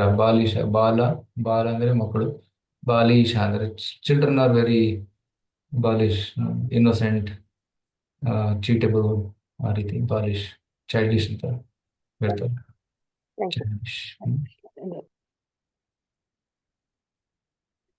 ನಾವು ಪ್ರಭುಜಿ ಕೆಲವೊಂದ್ಸರಿ ನಿದ್ರೆ ಭಗವಂತನ್ ಕತೆ ಕೇಳ್ತಾ ಇದ್ದಾಗ್ಲೂ ಕೆಲವೊಂದ್ಸರಿ ನಿದ್ರೆ ಬರುತ್ತಲ್ಲ, ಹಾಗಾದ್ರೆ ನಾವು ಭೌತಿಕ ಜಗತ್ತಲ್ಲಿ ಜಂಜಾಟದಲ್ಲಿ ಮುಳುಗೋಗಿದೀವಿ ಅಂತ ಅರ್ಥನ ಪ್ರಭುಜಿ? ಅದು ನಿದ್ರೆ ಯಾಕೆ ಬರುತ್ತೆ ಅಂದ್ರೆ ಆಸಕ್ತಿ ಇಲ್ಲ, ಹರಿಕತೆಯಲ್ಲಿ ಆಸಕ್ತಿ ಇಲ್ಲ, ಅದಕ್ಕೆ ನಿದ್ರೆ ಬರುತ್ತೆ. ಸೊ ಟಿವಿ ನೋಡುವಾಗ ನಿದ್ರೆ ಬರುತ್ತಾ? ಮೊಬೈಲ್ ನೋಡುವಾಗ ನಿದ್ರೆ ಬರುತ್ತಾ? ಇಲ್ಲ. ಯಾವ ಪುಸ್ತಕ ಹಿಡ್ಕೊಂತಾರೆ, ಕತೆ ಕೇಳ್ತಾರೆ, ನಿದ್ರೆ ಬರುತ್ತೆ. ಈಗ ಮನಸ್ಸಿಗೆ ಹರಿಕತೆ ಕೇಳೋ ಇಚ್ಛೆ ಇಲ್ಲ. ಈಗ ಮನಸ್ಸು ಪ್ರದೂಷಿತವಾಗಿದೆ. ಹೇಗೆ ಒಬ್ಬ ರೋಗಿಗೆ ವೈದ್ಯರು ಮದ್ದು ಕೊಡ್ತಾರೆ, ಆದ್ರೆ ಅದು ತಗೊಳ್ಳೋ ಆಸೆ ಇರೋದಿಲ್ಲ, ಯಾಕಂದ್ರೆ ಅದು ತುಂಬಾ ಕಟುವಾಗಿರುತ್ತೆ. ಆದ್ರೆ ತಗೋಬೇಕು, ಅದು ತಗೊಂತ ಏನಾಗುತ್ತೆ, ಅದು ಆ ರೋಗ ನಿವಾರಣೆ ಆಗುತ್ತೆ. ಆಗ ಅವನು ಮತ್ತೆ ಏನಂತಾರೆ, ಬಲಿಷ್ಠನಾಗ್ತಾನೆ. ಅದೇ ರೀತಿ ಹರಿಕತೆ ನಮಗೆ ಅದು ಮೆಡಿಸಿನ್ ಕೇಳ್ತಾ ಕೇಳ್ತಾ ರೋಗ ನಿವಾರಣೆ ಆಗುತ್ತೆ. ಆ ಒಂದು ವಾಟ್ ಇಸ್ ಇಟ್ ಕಾಲ್ಡ್, ಜಡ್ಯ ಅಂತಾರೆ. ಜಡ್ಯ ಅಂದ್ರೆ ಡಿಸ್ಇಂಟ್ರೆಸ್ಟ್ ಇನ್ ಹಿಯರಿಂಗ್ ಕೃಷ್ಣ ಕಥಾ. ಆ ಜಡ್ಯ ನಿವಾರಣೆಯಾಗಿ ರುಚಿ ಬೆಳೆಯುತ್ತೆ. ಆ ಹರಿಕಥೆಯಲ್ಲಿ ರುಚಿ ಬೆಳೆದಾಗ ಇನ್ನಷ್ಟು ಕೇಳಬೇಕು, ಜಪ ಮಾಡಬೇಕು ಅಂತ ಅನ್ಸುತ್ತೆ. ಆ ಸ್ಥಳ ಇನ್ನು ಬಂದಿಲ್ಲ, ಅದಕ್ಕೆ ನಿದ್ರೆ ಬರುತ್ತೆ. ಆದ್ರೆ ತುಂಬಾ ಗಮನ ಕೊಟ್ಟು ಕೇಳ್ತಾ ಇದ್ದಂಗೆ, ಹೃದಯ ಚಿತ್ತ ಶುದ್ಧವಾದಂಗೆ ಆ ರುಚಿ ಬೆಳೆಯುತ್ತೆ. ಹರೇ ಕೃಷ್ಣ. ಹರೇ ಕೃಷ್ಣ ಪ್ರಭು, ದಂಡವತ್ ಪ್ರಣಾಮ್ಸ್. ಹಾ. ಪ್ರಭು, ಜಡಭರತರು ಅವ್ರ ತಂದೆಗೆ, ಅವ್ರ ಅಣ್ಣಂದ್ರಿಗೆಲ್ಲ ಕೃಷ್ಣ ಕಾನ್ಶಿಯಸ್ನೆಸ್ ಹೇಳ್ಕೊಡ್ಬೋದಾಗಿತ್ತಲ್ಲ ಪ್ರಭು? ಅವ್ರು ಚಾನ್ಸ್ ತಗೊಳ್ಳಿಲ್ಲ. ಈ ಹಿಂದಿನ ಜನ್ಮದಲ್ಲಿ ಚಾನ್ಸ್ ತಗೊಂಡಿದ್ರು. ಆದ್ರೆ ಈಗ ಅವರು ತಮ್ಮ ಏನಂತಾರೆ, ಭಕ್ತಿಯನ್ನ ನೋಡ್ಕೊಂತ ಇದ್ರು ಅಷ್ಟೇ, ರಿಸ್ಕ್ ತಗೊಳ್ಳಿಲ್ಲ. ಸೊ ಬಟ್ ಅವರ ಸಂಘದಿಂದ ಅವರ ಮನೆಯವರಿಗೂ ಕೂಡ ಒಂದು ಸುಕೃತಿ ಬೆಳೆದಿರುತ್ತೆ. ಸೊ ಮುಂದಿನ ಜನ್ಮದಲ್ಲಿ ಅವರು ಭಕ್ತಿ ಸೇವೆ ಮಾಡೋ ಅವಕಾಶ ಸಿಗುತ್ತೆ ಅವರಿಗೆ. ಯಾಕಂದ್ರೆ ಶುದ್ಧ ಭಕ್ತರ ಸೇವೆ ಮಾಡಿದ್ದಾರೆ, ರೈಟ್? ಅವ್ರಿಗೆ ಊಟ ಕೊಟ್ಟಿದ್ದಾರೆ, ಅವ್ರಿಗೆ ಸೇವೆ ಮಾಡಿದ್ದಾರೆ. ಆದ್ರಿಂದ ಅವ್ರ ತಂದೆ ತುಂಬಾ ಸೇವೆ ಮಾಡಿ. ಮುಂದಿನ ಜನ್ಮದಲ್ಲಿ ಅವರಿಗೆ ಸಿಗುತ್ತೆ ಅವಕಾಶ. Okay, thank you. Hare Krishna. Hare Krishna. Prabhuji, ಹಾ. ದಿನ ಇದು ಟಿವಿ ನೋಡೋದಿಲ್ಲ ಅಥವಾ ಯಾವುದೇ ಇದು ಆಸಕ್ತಿ ಇಲ್ಲ, ಆದ್ರೆ ದೇವ್ರ ನಾಮ ಕೇಳೋದು, ದೇವ್ರ ನಾಮ ಪ್ರವಚನ ಕೇಳೋದು, ಇದು ಓದೋದು, ದೇವ್ರದ್ದೇ ಇದೆಲ್ಲ ಭಜನೆ, ಅದು ಇದು ಶ್ಲೋಕಗಳು, ಸ್ತೋತ್ರಗಳು ಎಲ್ಲ ಓದೋದು, ಇದೆಲ್ಲ ಮಾಡ್ತಾ ಇದ್ರು ಸಹ ರಾತ್ರಿನೂ ಕೇಳ್ತಾನೆ ಮಲ್ಕೊಳ್ಳೋಣ ಅನ್ಸುತ್ತೆ. ಕೇಳ್ತಾ ಮಲ್ಕೊಂಡಾಗ ನಿದ್ರೆ ಬರುತ್ತೆ. ಹೌದು, ಆದ್ರೆ ನಾವ್ ಇರೋದು ಭೌತಿಕ ಜಗತ್ತಿನಲ್ಲೇ ಅಲ್ವಾ ಪ್ರಭುಜಿ? ಹೌದು. ಸೊ ರಾತ್ರಿ 6 ಗಂಟೆ ನಿದ್ದೆ ಮಾಡಿದ್ರೆ ಡೇ ಟೈಮ್ ಅಲ್ಲಿ ಫ್ರೆಶ್ ಆಗಿರ್ಬೋದು ನಾವು. ಸೊ ರಾತ್ರಿ ನಿದ್ರೆಯನ್ನು ಬಿಡ್ಬೇಕಂದ್ರೆ ನಾವು ಬೃಂದಾವನದ 6 ಗೋಸ್ವಾಮಿಗಳ ತರ ಇರಬೇಕು. ನಿದ್ರಾ ಆಹಾರ ವಿಹಾರಕ ಆದಿ ವಿಜಿತವು. ಅವರು ಎಂತ ಉನ್ನತ ಸ್ತರದಲ್ಲಿ ಅಂದ್ರೆ ಆಹಾರ ನಿದ್ರೆ ಕೂಡ ಬಿಟ್ಬಿಟ್ಟಿದ್ರು. ಕೇವಲ ಹರಿಭಜನೆ ಅವರ ಆಹಾರವಾಗಿತ್ತು, ಹರಿಕೃಷ್ಣ ಜಪ ಮಾಡೋದೇ ಅವರ ಆಹಾರವಾಗಿತ್ತು. ಅಂತಹ ಸ್ತರವನ್ನು ಅವರು ತಲುಪಿದ್ರು. ಆ ಸ್ತರದಲ್ಲಿ ನಾವು ಇನ್ನು ಇಲ್ಲ. ಅದಕ್ಕೆ ನಾವು ಎಷ್ಟಾಗುತ್ತೋ ಅಷ್ಟು ಜಪ, ಶ್ರವಣ, ಕೀರ್ತನೆ ಮಾಡಿ ದೇಹಕ್ಕೆ ಎಷ್ಟು ಆರೈಕೆ ಬೇಕು, ಎಷ್ಟು ನಿದ್ರೆ ಬೇಕು, ಎಷ್ಟು ಆಹಾರ ಬೇಕು, ಅದನ್ನು ಕೊಡ್ಬೇಕಾಗುತ್ತೆ. ಸೊ ನಾವು ಕೃತಕ ರೂಪದಲ್ಲಿ ಎಲ್ಲವನ್ನು ತ್ಯಜಿಸಲು ಸಾಧ್ಯವಿಲ್ಲ. Artificial V cannot give. Naturally that stage will come, right? ಸಹಜವಾಗಿ ಬರುತ್ತೆ. ಶ್ರವಣ ಕೀರ್ತನೆ ಮಾಡ್ತಾ ಮಾಡ್ತಾ ಸಹಜವಾಗಿ ಆ ವೈರಾಗ್ಯ ಕೂಡ ಬೆಳೆಯುತ್ತೆ. ಆ ಸಹಜವಾಗಿ ಬಂದಾಗ ನಾವು ಅದನ್ನು ಪಾಲಿಸಬಹುದು. ಧನ್ಯವಾದಗಳು ಪ್ರಭುಜಿ. ಇವ್ರ ತರನೇ ನನ್ಗೂ ಕ್ವಶನ್ ಬಂತು. ನಾವು ತುಂಬಾ ಇಚ್ಛೆ ಪಡ್ತೀವಿ ಭಕ್ತಿನೇ ಬಗ್ಗೆಲೇ ಇರ್ಬೇಕು, ಇದ್ ಮಾಡ್ಬೇಕಂತ, ಆದ್ರೂ ಕೂಡ ನಮ್ಗೆ ಈ ತರ ರುಚಿನೇ ಬಂದಿಲ್ಲ ಅಂದ್ರೆ ಇದು ನಮ್ ಕರ್ಮನ ಏನ ಅಂತ ನಾನು ಕರ್ಮ ಅಲ್ಲ, ಅದು ಇನ್ನಿಷ್ಟು ಯಾವ ಭಕ್ತರಲ್ಲಿ ರುಚಿ ಇದೆ ಅವರ ಸಂಘ ಮಾಡ್ಬೇಕು, ಅವರಿಂದ ಕೇಳಬೇಕು, ಸೇವೆ ಮಾಡ್ಬೇಕು. ಆಗ ಏನಾಗುತ್ತೆ, ರುಚಿ ಬೆಳೆಯುತ್ತೆ. ಅದಕ್ಕೆ ಮಹತ್ ಸಂಘ ತುಂಬಾ ಇಂಪಾರ್ಟೆಂಟ್. ರಹುಗಣನಿಗೆ ರುಚಿ ಇರ್ಲಿಲ್ಲ, ಆದ್ರೆ ಜಡಭರತನ ಸಂಘದಿಂದ ರುಚಿ ಬೆಳೀತು. ಅದೇ ರೀತಿ ನಮ್ಮಲ್ಲಿ ರುಚಿ ಇಲ್ಲ ಅಂದ್ರೆ ಯಾರ ಹತ್ರ ರುಚಿ ಇದೆ ಅವರ ಸೇವೆ ಮಾಡಿ ಅವರಿಂದ ರುಚಿಯನ್ನ ಪಡ್ಕೋಬೇಕು. ಇದೇ ಮಾರ್ಗ. ಅವರಿಂದ ಕೇಳಬೇಕು, ಅವಕಾಶ ಸಿಕ್ಕರೆ ಸೇವೆ ಮಾಡಬೇಕು. So then that is how we can develop taste. Okay, Hare Krishna Prabhuji. ನಾವು ಇದಕ್ಕೆ ಈ ಆಧ್ಯಾತ್ಮಿಕ ಈ ಲೈನಲ್ಲಿ ತುಂಬಾ ಲೇಟಾಗಿ ಬಂದಿದ್ದೀವಿ ಅನ್ಸುತ್ತೆ. ವಯಸ್ಸು ಆಗ್ತಾ ಆಗ್ತಾ ಕಣ್ಣು ಜೊತೆ ಕೊಡೋದಿಲ್ಲ ಓದ್ಲಿಕ್ಕೆ, ಆರೋಗ್ಯ ಕೂತ್ಕೊಳ್ಳಿಕ್ಕೆ ಹೆಚ್ಚೊತ್ತಾಗೋದಿಲ್ಲ. ಈ ತರ ಎಲ್ಲ ಪ್ರಾಬ್ಲಮ್ಸ್ ಗಳು ಬರುತ್ತಲ್ವಾ? ಮೊದ್ಲೇ ಬಂದಿದ್ರೆ ಒಳ್ಳೇದು. ಪರವಾಗಿಲ್ಲ, ಅಟ್ಲೀಸ್ಟ್ ಲೇಟ್ ಆಗಿ ಬಂದಿದ್ರೆ ಒಳ್ಳೇದು. ಬರ್ದೇ ಇದ್ರೆ ಇನ್ನೆಷ್ಟು ತೊಂದರೆ ಆಗ್ತಿತ್ತಲ್ಲ. ಅಟ್ಲೀಸ್ಟ್ ಭಕ್ತಿ ಸೇವೆ ಬಂದಿದ್ದೀರಾ, ಅದು ಒಳ್ಳೇದು. ಅಫ್ಕೋರ್ಸ್ ಯಾರಿಗೆ ಚಿಕ್ಕ ವಯಸ್ಸಿನಲ್ಲಿ ಸಿಕ್ಕಿದ್ರೆ ಒಳ್ಳೇದು.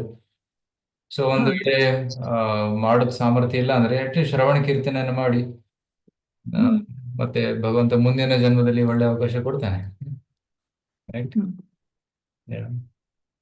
ಧನ್ಯವಾದಗಳು ಪ್ರಭುಜಿ. ಸೊ ಈ ಜನ್ಮದಲ್ಲಿ ಎಷ್ಟಾಗುತ್ತೋ ಅಷ್ಟು ಮಾಡೋಣ. ಒಂದ್ ವೇಳೆ ಪರಿಪೂರ್ಣತೆ ಸಿಗ್ಲಿಲ್ಲ ಅಂದ್ರೆ ಮುಂದಿನ ಜನ್ಮದಲ್ಲಿ ಕಂಟಿನ್ಯೂ ಮಾಡೋದು.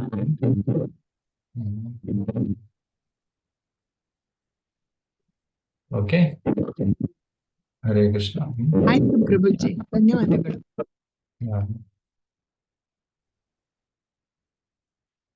ಓಕೆ, ತಮ್ಮೆಲ್ಲರಿಗೂ ತುಂಬಾ ಧನ್ಯವಾದ. ಆಲ್ರೆಡಿ ಸಮಯ ಮೀರಿದೆ, ಸೊ ಈಗ ನಾನು ಕ್ಲಾಸ್ ಎಂಡ್ ಮಾಡ್ತೀನಿ. ಹರೇ ಕೃಷ್ಣ. ಇದು ಪ್ರಹ್ಲಾದ್ ಕಿ ಜೈ, ಶ್ರೀಮದ್ ಭಾಗವತಂ ಕಿ ಜೈ. ಹರೇ ಕೃಷ್ಣ. ಹರೇ ಕೃಷ್ಣ. ಧನ್ಯವಾದಗಳು.